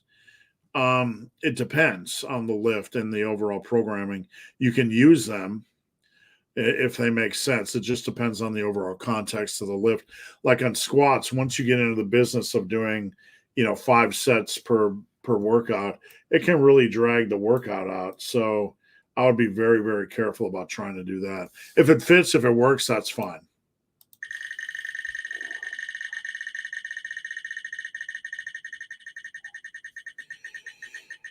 All right, what do we have? Sorry, Liver King. All right. Your thoughts on the idea that someone who's been training for 10 plus years can keep gaining? That's arbitrary. It's like whoever says this is just pulling arbitrary stuff out of their ass, right? This is just obvious arbitrary nonsense. You can always still gain something. No one has ever completely maximized something because there's always one muscle group you've been underworking. Like for me, I haven't worked calves or rear delts to their full capacity. But arbitrarily, is that going to be 1 month? No. 1 pound? No. That's just silly talk. It's arbitrary speculation, silly talk. Guys that are close to their natural potential, like guys like me, GVS, Alpha Destiny, guys like that, it's not gonna be like stupid simple pound a year for a decade. That's ridiculous. They might have 5 pounds to gain, and a lot of that might have to do with it's more like ounces and how much they're attacking weaknesses. And is it worth it? I mean, at some point, training hard is going to beat up your body. So the question is, how badly do you want that last ounce or two?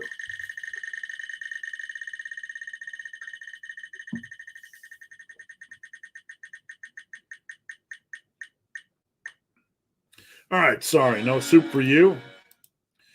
Dylan, can you explain the 5x4 workout? 5 sets, 4 reps. Increase by 10 if you can do 5 reps. Basically, it's a form of concurrent periodization. You can do 5x3, 5x4, it doesn't matter. I got some clients on 5x3, 5x6, some clients on 5x4, 5x7, doesn't really matter. What we're doing is a form of concurrent periodization, and you push, there's 5 sets of 4 reps. You do 4, 4, 4, 4, and 4. When you get that with a weight, then you start pushing those first sets. So you try to get 5, 5, and you're trying to move from the first sets all the way to the end of the row and get 5, 5, 5, 5. So if you are on a set and you think you can steal the 5th rep, you take it.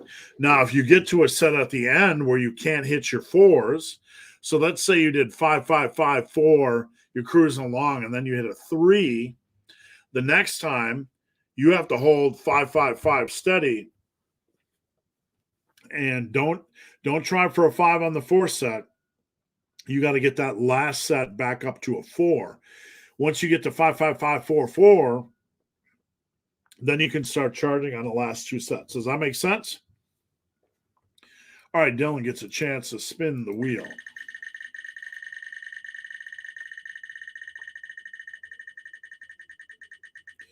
Next time I'm going to pick a spinner that doesn't take 3 weeks. Sorry about that, guys. Sorry, Dylan. All right. Who makes a better gains? The guy who sleeps 6 hours but eats in surplus, or the guy who sleeps? If you're not gaining weight, you're not going to make any gains. The whole sleep thing is a little bit overbaked. But if you are training right and eating properly, you're going to make better gains no matter how you sleep.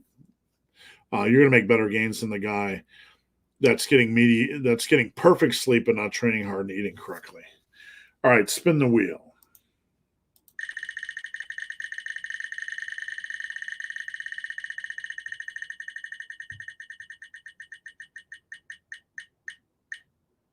All right, massive collection. Harut, on pressing days, usually have energy at the end where I usually do pump work. That's fine. This implies no, it doesn't. It means you have pretty good work capacity. At the end of the road for me, There are days when you're going to feel rough, right? But most days I felt like I could do a little extra work if I wanted to. The question is, do I want to? Do I want to just get home? I've had enough mentally. Physically, I probably felt like I could. So definitely doesn't mean you're not working hard enough. All right, let's spin the wheel.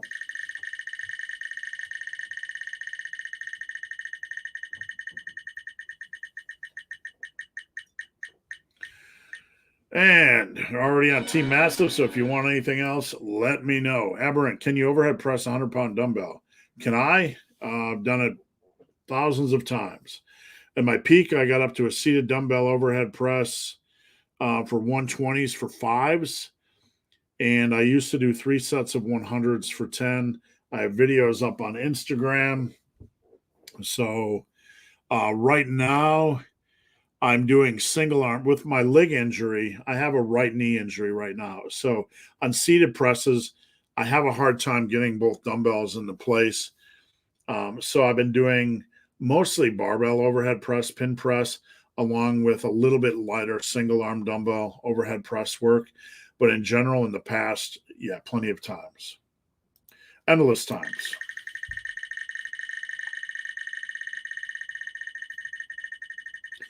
All right, Aberrant, what do we got? Sorry, no soup for you. All right, 7. Can weighted dips replace? No, I don't like the replacement thing. Um, incline over is a bench move. Standing overhead is. You can do dips and incline bench, yes. Sorry. So I thought you were just trying to. Usually, when you get questions like this, the answer is both. Do both, right? So if you do weighted dips and you have incline bench, that's great. You're still going to need more chest work because that's not enough variety weekly. All right, 7. What do we got? I mean, that's only 2 exercises. So standing overhead press is a side delt exercise with front delt. So you're going to need a little bit more. And sorry, 7. Christopher, on the 2-day, is the 2-day split sustainable? Yeah, absolutely. Can you continue to grow? Absolutely. It's 3 days worth the extra commitment. Absolutely. If you can train 4 days a week, that's the best. 3 is still good. 2 is sustainable and you continue to grow. But 3 or 4 days, 4 days is probably the best if you're serious about hypertrophy. All right, where do we go? Let's spin the wheel.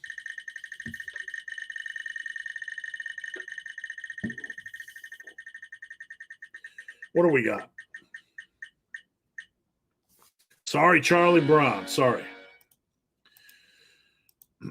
Amanda P, do you like single leg RDLs? Not in the least. I hate them. Don't like them. I'd rather punch myself in the nuts and do single leg RDLs. You can do them if you want. I don't like combining any form of balance with like hamstring work for me is sketchy enough. I personally don't like it. If you like it, go for it. I do not like it. I'd rather do other things than that exercise. I'll never do that exercise ever. Never, ever, ever. All right, what do we got for Amanda P? Massive collection. Amanda, if you have it, let me know. I'll send you something else. All right, Liver King. Is it a good idea to take physique pics? Yeah, every month. I just asked my clients yesterday, once a month. I make it optional. In this day and age, we have to make sure we don't don't get crazy with asking for pictures, right? But I make it optional for clients. But it's a good idea to track monthly, month to month, or every 2 months. You're probably not going to see much of a difference, but over time, when you start looking at like month 5 compared to month 1, what poses? Front, side, and back. Front, side, and back, probably relaxed, maybe throwing in flexed as well. So you would have 6. So probably 6 total, front, side, and back, relaxed and flexed. All right, LV King with the spinorama. I only got a little bit left. All the talking makes you thirsty. Sorry, LB. Okay, 2. You recommend cutting faster to get the weight off, but if I'm going to do this, I only get 6 grams per pound of protein. Are you talking about protein intake? Don't use. Look, here's my best advice for you guys, and I'm not jabbing at LKJ. Don't use stupid fucking protein calculators based on weight or whatever, or calorie intake. Keep your protein intake up. During a cut, the higher your protein intake, the more satiety you're going to have on a cut. If you can on a cut, you want to get your protein intake to 40% of your calories. If you can. 35 is a better goal. 30 is probably a minimum goal. And I'm not sure what you mean about 0.6 grams per pound. I'm assuming you mean protein. Toss out that stupid crap. That, whoever's tossing that out is, if I say ignorant, it could get me in trouble. You want to have your protein as high as you can. It's going to force you to rely on lean protein sources. You're going to get a lot of micronutrients. And the higher your protein level, the higher your satiety is probably going to be, because if you have a higher protein intake during a cut, it's going to leave less room for junk and crap. All right, let's spin the wheel. It's still cold outside. Alexa, what's the temperature? I think Alexa died. Sorry, LKJ. Alexa, what's the temperature? Right now, it's 49 degrees Fahrenheit. Tonight, expect a low of 46 degrees. Thanks, Alexa, and have a nice day. Way, no, Alexa, stop. We don't need any more Alexa. From a hypertrophy perspective, if you don't lose much muscle on a cut, you're not going to lose much muscle on a cut. What's the point in doing super slow cuts? The paranoia about doing slow cuts, that's bodybuilding competition stuff, right? That's kind of where it comes from. In the real world, cuts suck, right? They suck. Let's just get them over with. You're not going to lose that much muscle. Scientifically, we know it's really hard to lose muscle unless you stop training. A cut's not going to be that long to begin with. Even if you would radically lose a pound of muscle on an aggressive cut, and you won't, even if you did, muscle memory is a real thing. You're going to get it back fast. This is like the whole super slow thing. This is bodybuilding contest focused, right? These guys are going for a long cut, and they're going deep into real super low body fat percentages. So it's a different goal. So there's reason to be paranoid, right? They're taking their body fat as low as they can stand to get. So they've taken this concept of super slow cuts and burdened the general public who's just doing a mini cut and getting back on the train, the muscle building train. Does that make sense? All right, let's spin the wheel-a-rama. Alexa, do you love massive iron? This might answer your question. There aren't any Scunthorpe United Columbus Crew SC soccer games. Thank you, Alexa.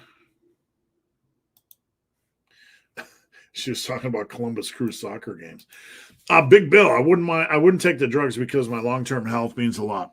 We're talking about the hypothetical. If you could take drugs and increase your income by 5 to 500%, or 5 times to 500 times, would you do it?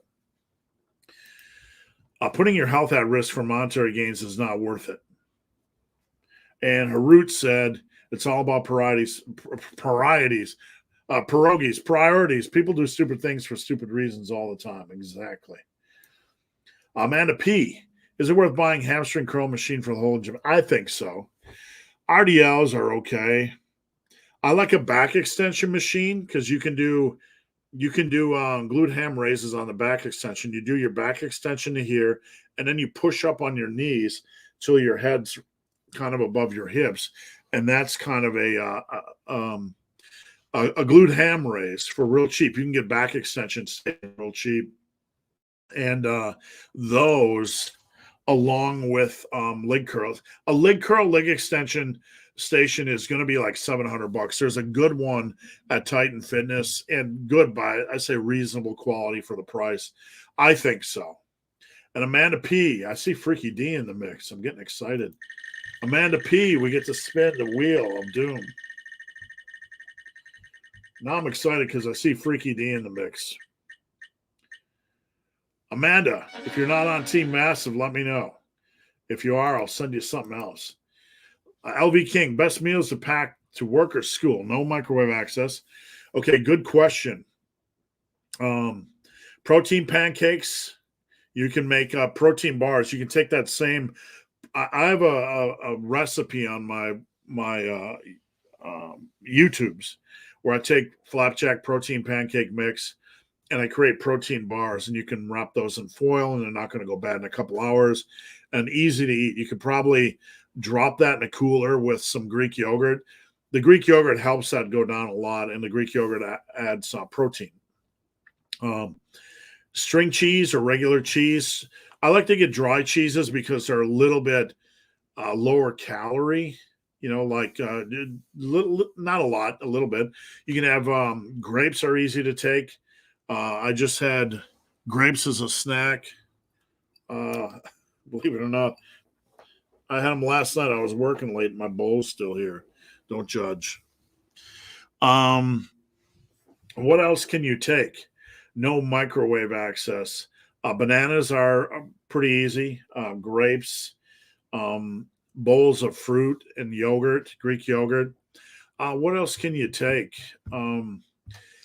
I'm not a big sandwich guy. One thing, this might sound a little bit ghetto, but one thing I would do would be I would get cheese slices, real cheese, not fake American cheese.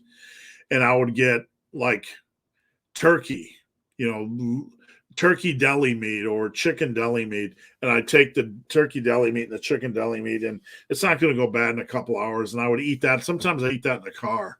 It's not the best thing in the world. But it's also not the worst thing in the world. So if you guys have any other ideas, just toss them out. All right, let's spin the wheel.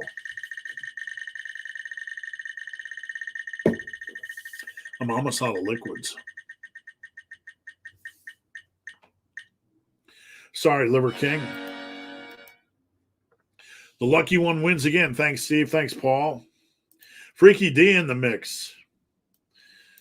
Micronutrient profile on a McDouble is absurdly well balanced too.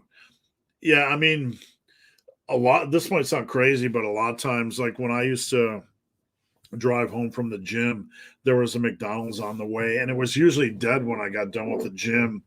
So I would, I'm in the habit of eating like 1,000 to 1,200 calories for dinner when I'm not doing the intermittent fasting thing, and combined with like the flavor and the protein you get in the calories, it would keep me full. I don't do a lot. I don't do Diet Cokes a lot, and I'm not anti-diet soda guy, but that was kind of a treat for me to get 3 McDoubles and a large Diet Coke and just to crush it. It was very satisfying, and I always went to bed hungry. And heck, you're getting close to 70 grams of protein, in a ghetto, in a ghetto Happy Meal. So how can you go wrong? Bowling up, okay, Vagina shop. I get multiple burgers and put all the meat on one bun. That's a good idea. When I first started losing weight, like when I was in Freaky D mode, and if you guys haven't checked out Freaky D's transformation, I do so. It's super inspiring. But that's what I would do. I would get a bunch of McDoubles because they're like $1 or real close to $1. I mean, what can you get a meal for like, $3, $4, $5, right? It's hard to beat. And I would, because diabetes nearly killed me, I wasn't doing, the white sugar, white flour thing. I would take when I was on the road, I would take all the meat and put it in, just eat the meat. I was traveling at that time for Muscle and Strength, and I was filming different YouTube celeries. I went to film Mr. North Carolina, Mr. Minnesota. I went to Stu Yellen from T Nation, Vic Costa. I went on the road filming all these guys. This was at the time when I had lost weight and was eating like no processed crap at all. I mean, McDoubles are processed crap, but no fast food, junk food, like fries and diabetes type stuff. I was trying to say to meat and cheese. So I would get the McDoubles and I would just stack all the meat and cheese and not the bun. And that's what I would eat. Aberrant, how many reps can you do with the old bench at 315? I don't bench that heavy now. Right now, I'm up to 225 by 20 without the slingshot. I haven't used a slingshot in a year. For reference, for those of you guys that are watching, I had COVID. Let's backtrack. Last December, I got really sick. I don't know what I had. I don't know what me and my wife had. It wasn't COVID. But for a month, our stomachs just felt wrecked, right? So I was down for a month. And then when I got well, I picked up COVID. So I was out for 4 months. Then, like the 2 months after that, I had troubles breathing. I have really bad asthma to begin with. And then I had troubles breathing. So for like 6 months, my training was just crap. I really wasn't doing much at all, hardly at all. I couldn't train. Right? COVID really kicked me hard.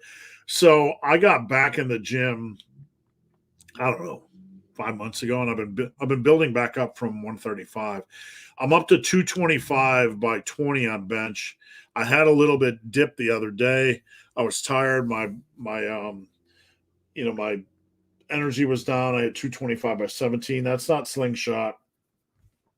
So I'm trying to work up. I want to see if I can work up to 225 by 30 and then see what I can get. Maybe get 225 by 40. I'm 55. I'm no spring chicken, as my mom would say. I'm not trying to compete, with my younger self. But to maintain 225 by 20, I do a lot of volume in the gym still. I mean, my workout's not easy. Chest 2 days ago, I did 225 for 2 sets of reps. So I hit 17 and then whatever it was the same weight. I'm trying to do as many reps as I can with the 225. Then I did dumbbell bench, heavy 3 sets of that, heavy dumbbell plate loaded, heavy plate loaded chest press. I was helping my wife, with the program. So I didn't do a lot of volume that day, but I'm still training pretty hard. I don't know how many with 315 I could do. All right, let's spin the old wheel.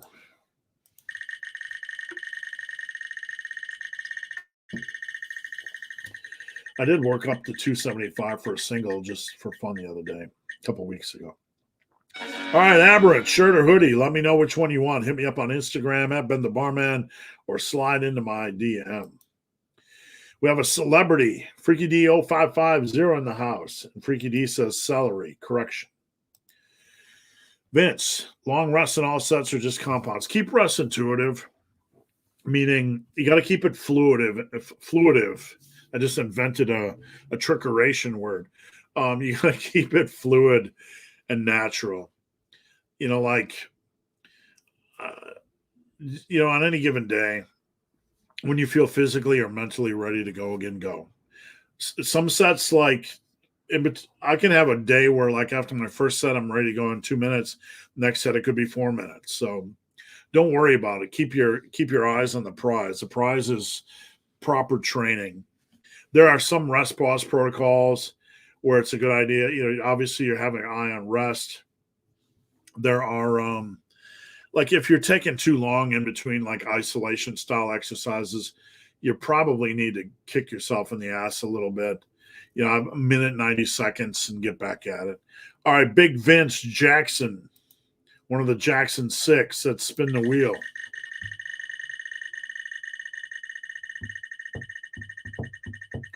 What do we got? Sorry, Big Vince. All right, Freaky D said celery. We got that one. I caught that too. Cop. Someone should tell Mike Israetel that The Rock only sleeps for. I don't know if The Rock's full of crap, though. Do we really believe anything these guys say? I mean, The Rock might only sleep 4 to 5 hours, but I'm just being honest. What do you guys think? Do you really believe this stuff? Do you really believe anything these celeries say anymore? I don't know. Fat chick in a barn. What is GPP? General physical preparation. It's like physical preparedness. Are you physically prepared to, basically, Basically, the way I like to look at things is stupid simple. Get your lifting in, win the hypertrophy, right? Get your strength up, and then do some stuff that elevates your heart rate outside of strength training every week. Whatever it is, hiking, elevated walking, intense sexual practices, whatever your thing is, right?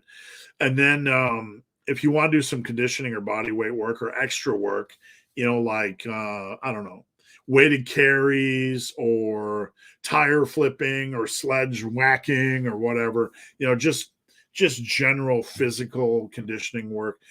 That's kind of the trifecta. All right. Spin the old wheel.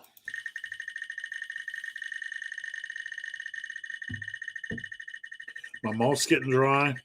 We're 2 hours in and I'm almost out of energy drink. Things could go south. Sorry, fat chick in a barn. How come some obese people get loose skin? Because they lost a lot of weight. Anybody that loses a lot of weight is going to get loose skin. It depends on how much weight you gain and the elasticity of your skin. But if you're gaining more than 50 pounds, there's a good chance you're going to have loose skin to some degree. I don't really see anybody losing a lot of weight that doesn't have it. Certainly, there are no people that lost 100 pounds or more that don't have loose skin. All right, let's spin the wheel.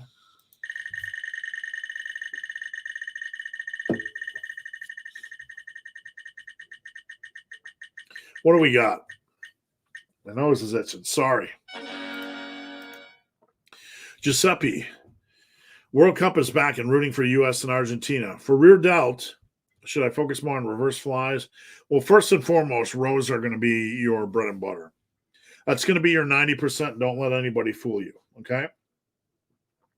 So beyond that, you can use rear delt work, bent over flies, reverse pec deck, rear delt swings, whatever. But rows are always a bread and butter, just like presses are always a bread and butter for your front delts. All right, Giuseppe gets a spin of the wheel. We might break a time record today. Might. Sorry, Giuseppe. Big Paul, I predict Team USA upsets Netherlands. It's going to be this is a game Team USA could win. So what's my prediction? I don't know. USA needs to score. They need to score. One goal isn't going to cut it. That's all I'll say. So Paul gets a spin.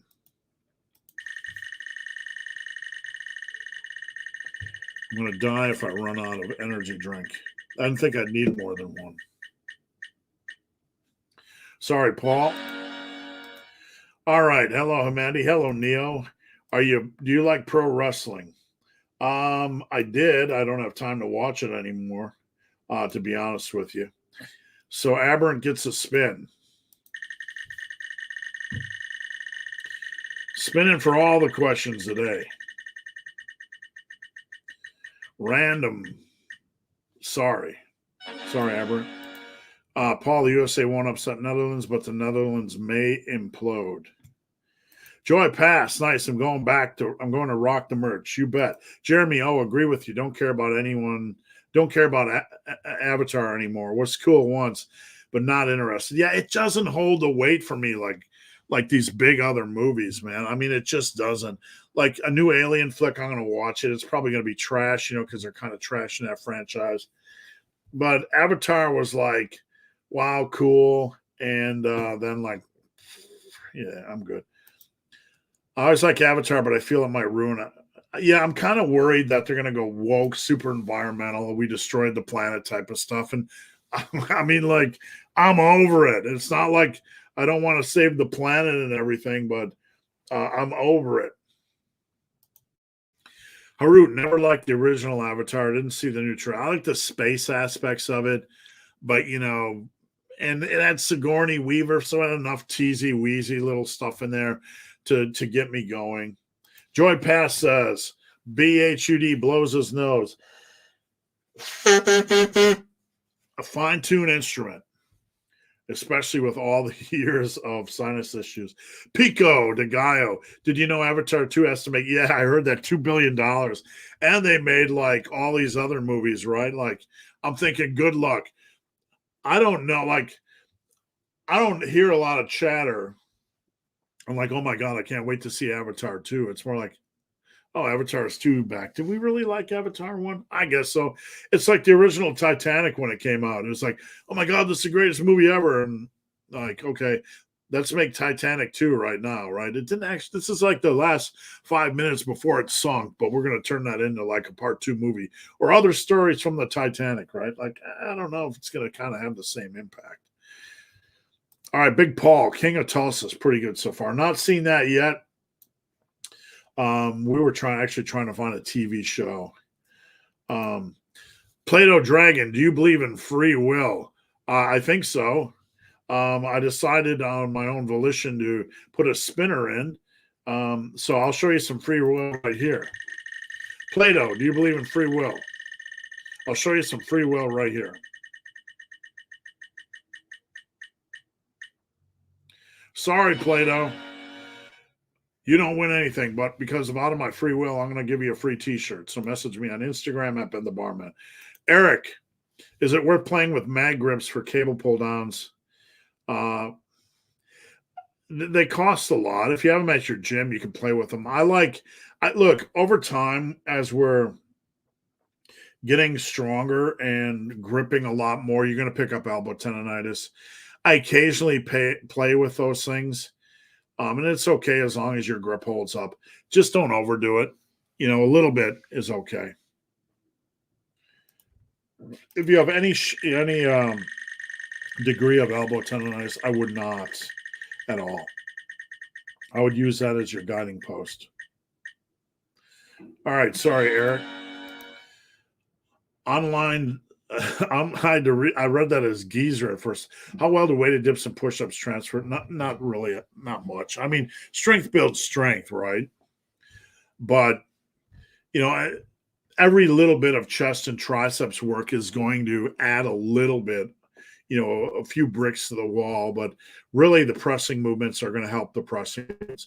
If you want to get good at bench, to do some bench variations, bench, close grip bench, maybe some pause bench, get your overhead.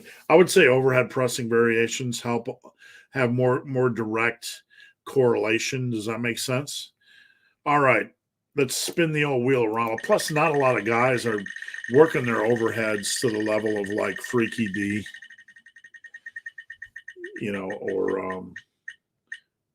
oh, congrats. You win a shirt or hoodie. Instagram at Ben the Barman or email me, benthebarman@gmail.com.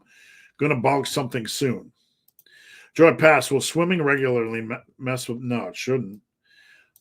You're fine. I wouldn't swim the day before back work, but you'll be fine. The body's not that fragile. All right, let's spin. The body is not that fragile. You might suck. It might suck the first, couple weeks or month or whatever, but you'll be fine.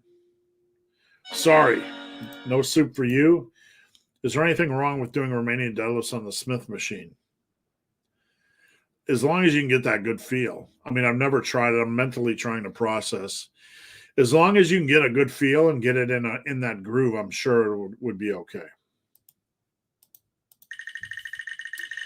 I'm down to a few molecules of energy drink.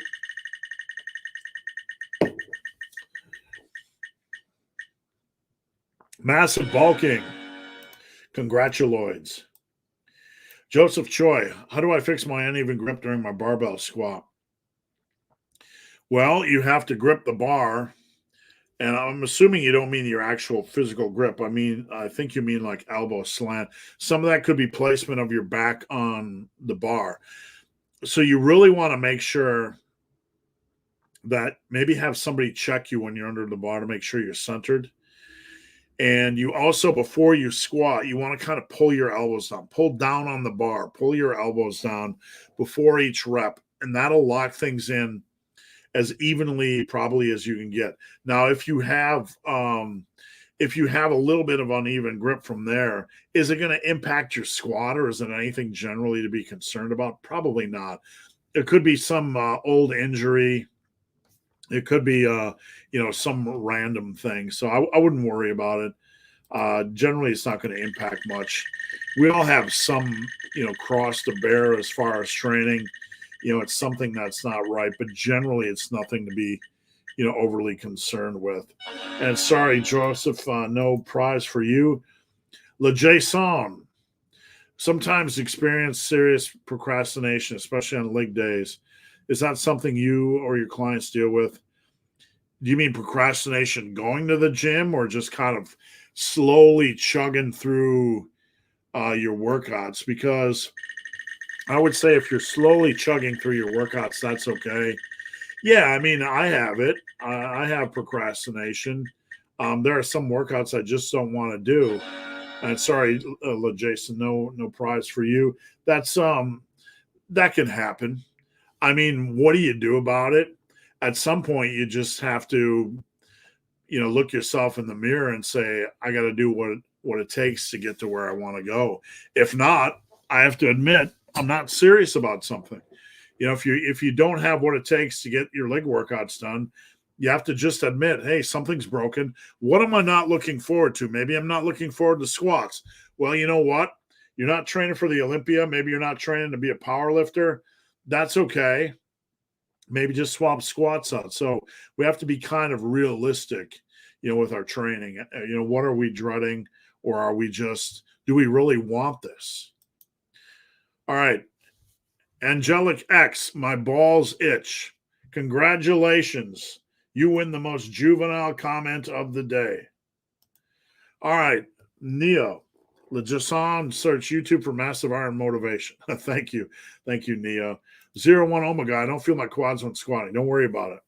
I never feel my quads when squatting. Doesn't mean you're doing anything wrong. My hamstrings get sore from squats. Doesn't mean your quads aren't growing. Sometimes it just means your hamstrings are, or some other body part is weak in comparison. So don't worry about it all. Do a wide variety of good quad exercises, stay the course, and you're fine. And sorry, Omega, no prize. Joseph Choi, I'm really enjoying the Squadzilla program. Great. Just keep me updated. Get your food in, because that program really needs quality food. All right, Dell. Should I take creatine before or after workout? Doesn't matter. Whoops. It doesn't matter as long as you're consistent. Find a time where you can take it consistently each day, but it doesn't really matter when you take it. I'm sorry, Dell, no prize for you. I'm just trying to speed things up for you guys watching by spinning the wheel as I get the questions. So, Rob, can you do trap bar deadlift 3x5 and goblet squats 3x8 same day? I wouldn't deadlift 2 days a week. I'm not a fan of deadlifting 2 days a week. Not a fan of that at all. You can do an exercise like goblet squats multiple times a week, but I would probably work in a different variation, Rob, and not deadlift twice a week. And sorry, Rob, no soup for you. Tipion, thinking about getting a trap bar or safety squat bar. Which would you prioritize? As far as the massive bench, and sorry, Tipion, no prize. I'm going to post some pictures later today because those are ready to roll. All we need is to finish up the bars, and we're going to be selling stuff. Tipion, I'd get both. Okay. Trap bar's cheap. Safety squat bar, will save your shoulders. It really depends on which one you personally want to use more, but I would get both. And there's no right or wrong answer for which to prioritize. It's which do you want? All right. I had to read that slow. Parsa. Would the recent bench protocol you posted work for overhead press? It would. Just make sure you're getting enough general pressing volume during the week. And Parsa, you win the massive collection. Hit me up on Instagram at Ben the Barman or email me, benthebarman@gmail.com. Big money. What do you think about Liver King? Personally, I don't care what he does. Reminds me of a WWE character. Yeah, he does, man. Yeah, he definitely does. 158%. 158%. Like, I don't know.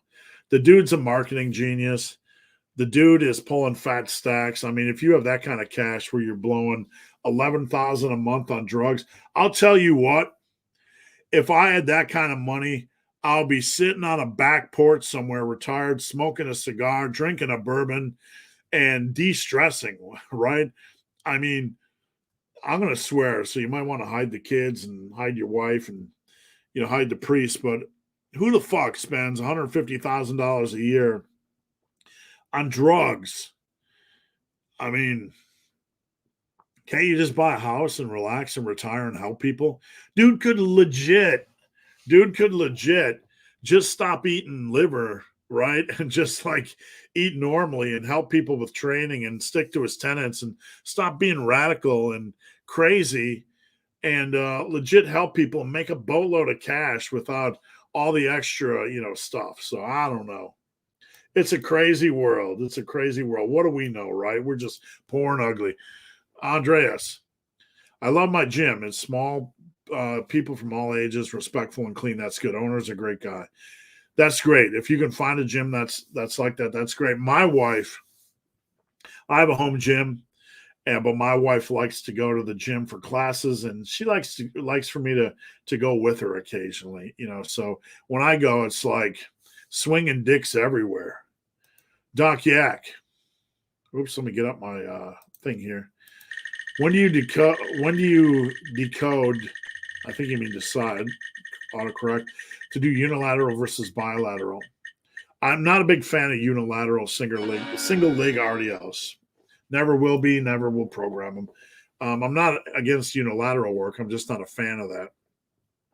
I think there's better. If you're going to do unilateral work, do a leg curl, do some other, hamstring thing. But I'm just not a big fan of unbalanced hamstring work. It gives me the wooby joobies. It does. It's like hamstring work feels weird, leg curls and even when you get that RDL stretch, it feels weird enough to begin with.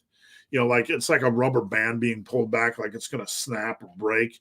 And I've had a hamstring tear, so I don't like unbalanced stuff with single legs.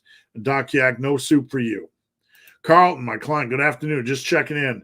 Get after it. Carlton is a truck driver that always finds a way to get it done. Just keep rolling with the questions. Harut, is there a reason? Is there a reason some people grip wider on their RDLs? I don't know. I mean, I haven't noticed anything, Harut. I'll say that. It doesn't really matter as long as the feel is wide.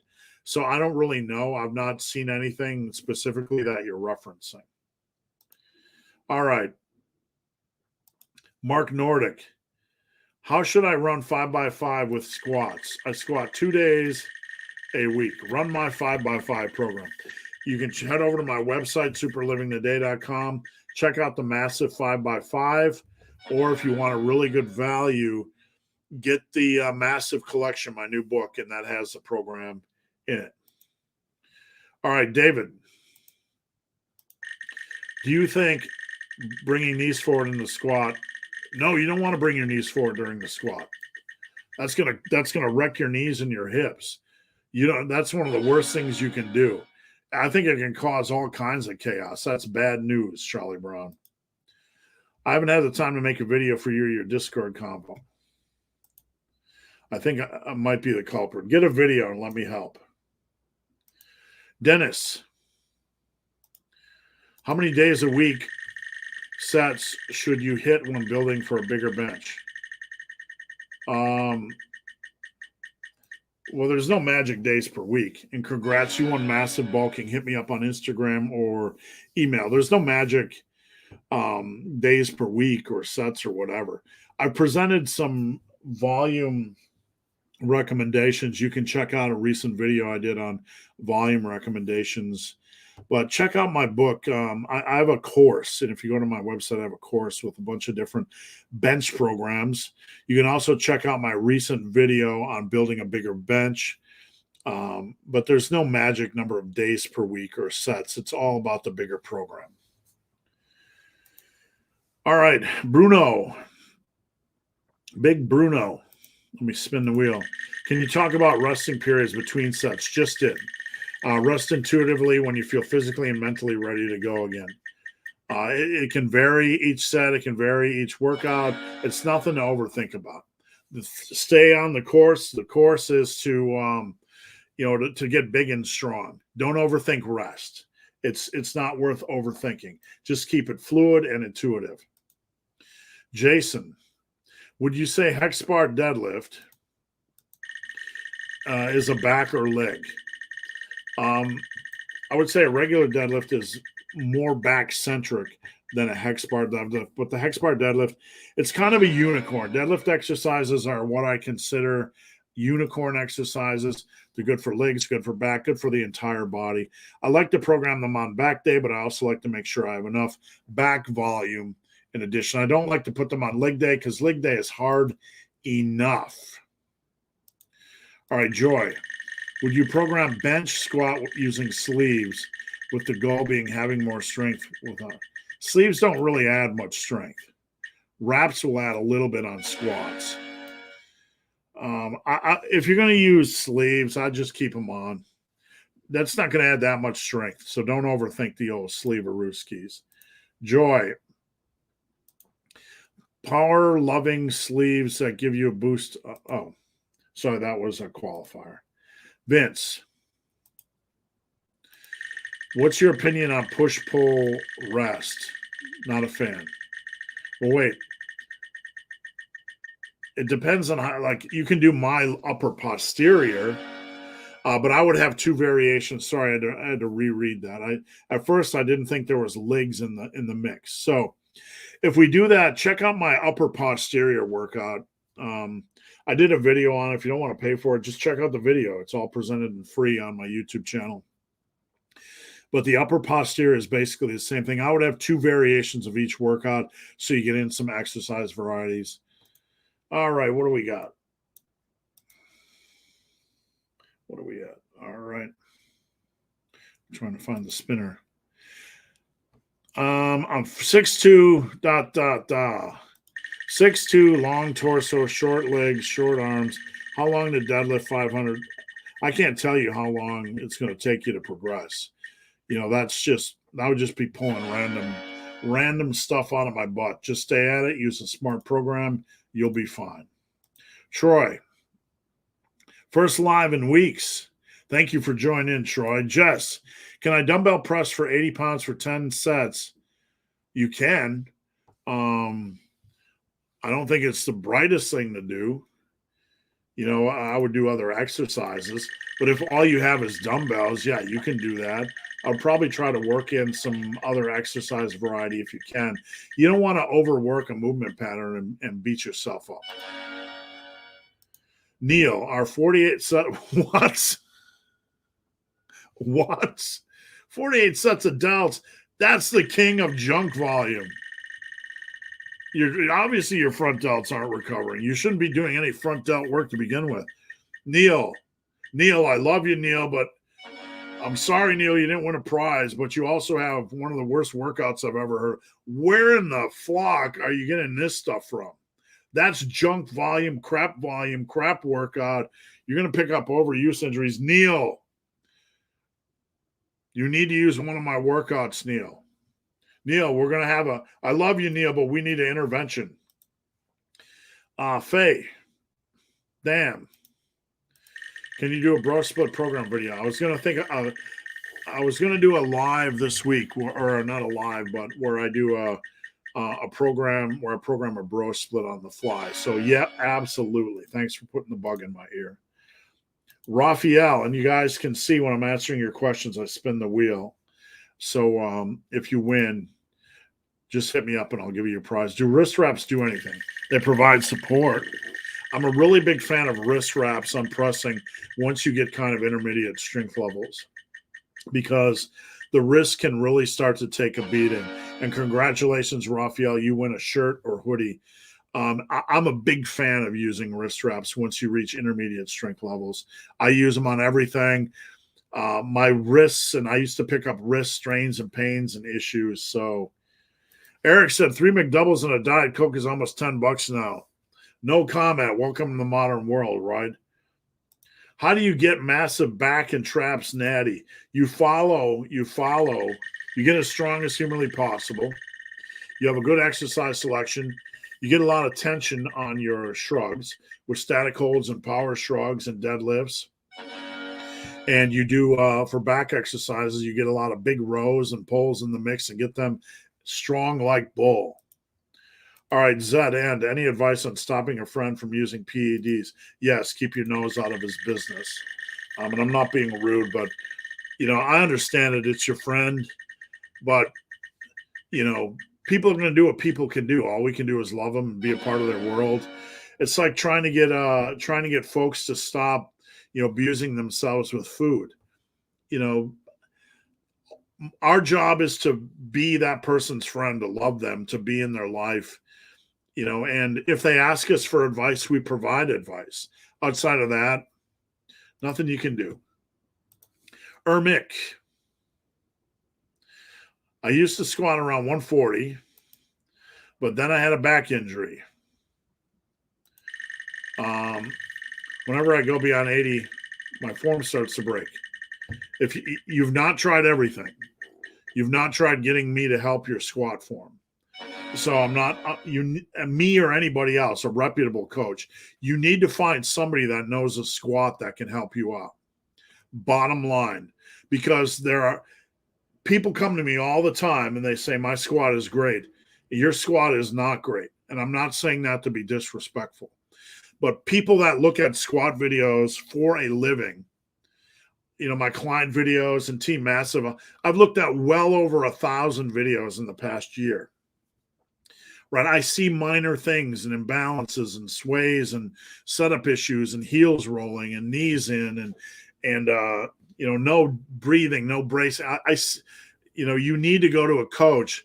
You need to invest some. If you're serious about lifting, the best thing you guys can do is spend some time on a coach that includes form critiques, because yes, you might spend a little bit of money, but it's going to help prevent injuries and a lot of nonsense over the course of your life. Jason, is the Easter Bunny real? Is Santa real? Right, Jason? Like everybody knew, but some people didn't know, but most people really don't care. Sorry, Jason, no soup for you. Joy. All right, Joy, we're gonna put a pause on you so I can get out of here before 4:00. I love you, Joy, but I got to put on the brakes on questions. Have you ever alternated between opposite exercises? I've been doing low incline dumbbell bench. I've been doing low incline dumbbell bench. Okay. And I was going to do another set, but then do weighted. You can do that. I don't find a lot of value in it, but if it works within your type of program, that's fine. I don't like to do that superset, and if it works for you, that's fine, but it's not going to provide any inherent benefit. And Joy, if you're not on Team Massive, you just were one of the lucky ones to win a Team Massive membership. Yari, Star Wars movies are good. I have the high ground. I haven't seen most of the Star Wars movie. Star Wars. Man, between Liver King, steroid, Star Wars, I'm getting all kinds of screwed up. Alpha Destiny says water fasts are muscle preserving. That's what I would say. You're not really gonna lose muscle unless you stop training, and you're not training for a long period of time. I'm not going to do water fasts of 2 to 3 days. 2 to 3 days. Forget that. I'm here to lift, man. I like food. I'm not being disrespectful to Alpha Destiny, but if you want, I've done a fast. I've done fast before.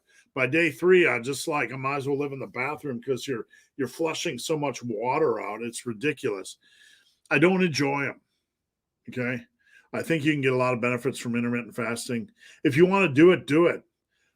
There's no inherent benefit, there's no benefit to doing it unless people live to be 100 and they don't need to water fast. And that's no disrespect to Alpha Destiny, but any perceived benefit, just take care of yourself, guys, with food and lifting, and you don't need to do any bonus shenanigans. Muhammad, do you have experience training fighters? I have plenty of experience training folks that are in MMA, and I program based around their MMA schedule. I have probably 5 guys right now that do MMA. So basically, I look at what equipment they have, and sorry, no prize, Muhammad. I try to figure out how many days a week they can train and still recover, and it's basically just looking at the big picture. David Goggins didn't get loose skin. I don't know about that. I don't know if he had surgery or not. I don't know enough about his story, so I have skeptic. Is the monthly fee for the app different from joining Team Massive? Is the monthly fee for the app for the coaching? I have an app out that just has my programs on. Is that what you're talking about? That's different from Team Massive. Yeah, that's for people that don't want to join Team Massive but just want to run my app. And I don't know what you mean about same for coaching. I'm a little bit confused. But Aberrant, you want a shirt or a hoodie? Faye Dam, thoughts on sumo RDLs? I've tried them before. You really, if you're picking up stress on your lower back on RDLs, you're probably going too heavy. So, Faz and I talked about this in our recent RDL video. You're probably going too heavy. You could try sumo RDLs. The problem is you're starting more upright to begin with, and the bar is probably going to be way too close to your quad. So, not a big fan of that at all. And I don't think I spun the wheel for you, did I? I don't think I did. I got lost. I got lost. Massive collection. Congrats. What do you think of pullovers? Where would you put them? I don't know. I'm not about pullovers. The setup, not a fan personally. I'm not saying they're bad exercise. A lot of my clients do PJR pullovers. Welcome to Team Massive. Where would you put them in a workout? I don't know. They're a weird exercise. You can use them to work your lats to a degree, your chest to a degree, your triceps to a degree, depending on the focus. So it really depends on, generally they can be used, if you do them right in a back scenario or a chest scenario. It really depends on your programming, so I'd have to see the programming too, what other exercise you have to answer intelligently. Is it true that small wrists and elbow tendons make arms look bigger? It does, in a general sense, not for everyone.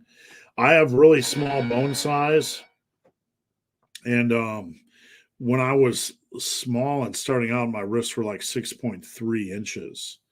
So I think that has something to do with it for me. Mike, when you do think of using swings for general warm-ups, what do you think of using swings for general warm-ups on lower body days? If it helps, as long as you don't feel lower back fatigue, whatever works for you. I'm not going to tell you not to do it. Like on lower body days, the issue is there's so many darn sets for squats and deadlifts in general on posterior type of days or lower body days that, I want to get to the squats, but if that's working for you, go for it. Thank you for your time. Thank you. And I pronounce it Yari. I never know. Can you look at Jeff said naturally if you have the same boat? Can you look like Jeff said naturally? No, I don't know. I just look like you. I don't know. I don't look at Jeff said. So look, I know who you can look like, right? GVS, Alpha Destiny. So just stay in that lane. And Jeff's, you can look like a mini Jeff said. I mean, you can get pretty close to Jeff said. I don't see why not. I don't know. I don't look at the guy. Just being honest. Is there any downside to using a Swiss bar? No. If it works for you, use it. There's no downside. You just want to have exercise variety in addition to that, like maybe dumbbell bench and some other chest exercises, but you don't want it to be your only exercise. All right, just turned 50. Just turned 50 and returned to lifting a few months ago. What's the chance of getting back to these numbers? I don't see why not. They're not outrageous. And James, you just want a Team Massive membership.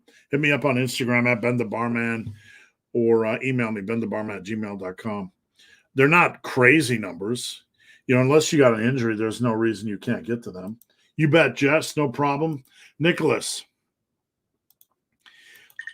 how did your clients with hernia surgery recover? I don't have a lot of clients with hernia surgery.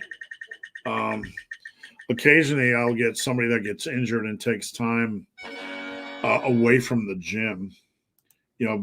I've had maybe one client with one friend with hernia surgery. So not my expertise, Nicholas, and I don't want to pretend it is.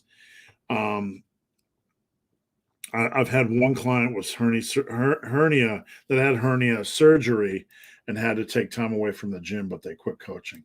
Rob, doing presses overhead or chest have slight pain in my upper back, like pinched nerve feeling. If something, this is part of evolving your training based on needs, Rob. If something feels better and it's a reasonable exercise selection, stick to it. Is the neck really the most important? No. No, it's not. Who said that nonsense? The neck is not the most important to look big. Sorry, I'm not laughing at you. Whoever said that, that's nonsense. I'm just picturing some guy with a big neck and small rest of the body, right? It's silly. If you want to look big, it's big triceps, big back, big traps, just big size. It's overall impression, really. All right. LV King, you said using wrist wraps is a good idea when in intermediate. How much of that is everything? I use it on everything. 100% on every barbell, dumbbell. I don't use it on machines because machines are more stable. And LKG at 2. I thought you couldn't grow your wrists. How come your wrists have grown since you started lifting? Because I'm fat. There's muscle in your wrists, right? There's muscle in your wrists. There's connective tissue. Things are going to get bigger, and you're definitely going to increase your wrist size. So no issues there. Eric, thank you. All right, guys, that's it. We are done. That's it. Thank you guys for everything. I appreciate you joining me. I'm sorry if I rushed through your questions. I want to get through everyone's questions and not keep you guys here for 2,000 years. I appreciate you joining me. Please check out Team Massive. Head over to my website. Check out the coaching tab. Check out Team Massive. Check out T-shirts. Check out my supplements. I have whey protein and creatine. I'm not trying to be a supplement company, but I have some good stuff over there. So I appreciate you guys joining me. Thanks for watching, and I will see you next Friday. It's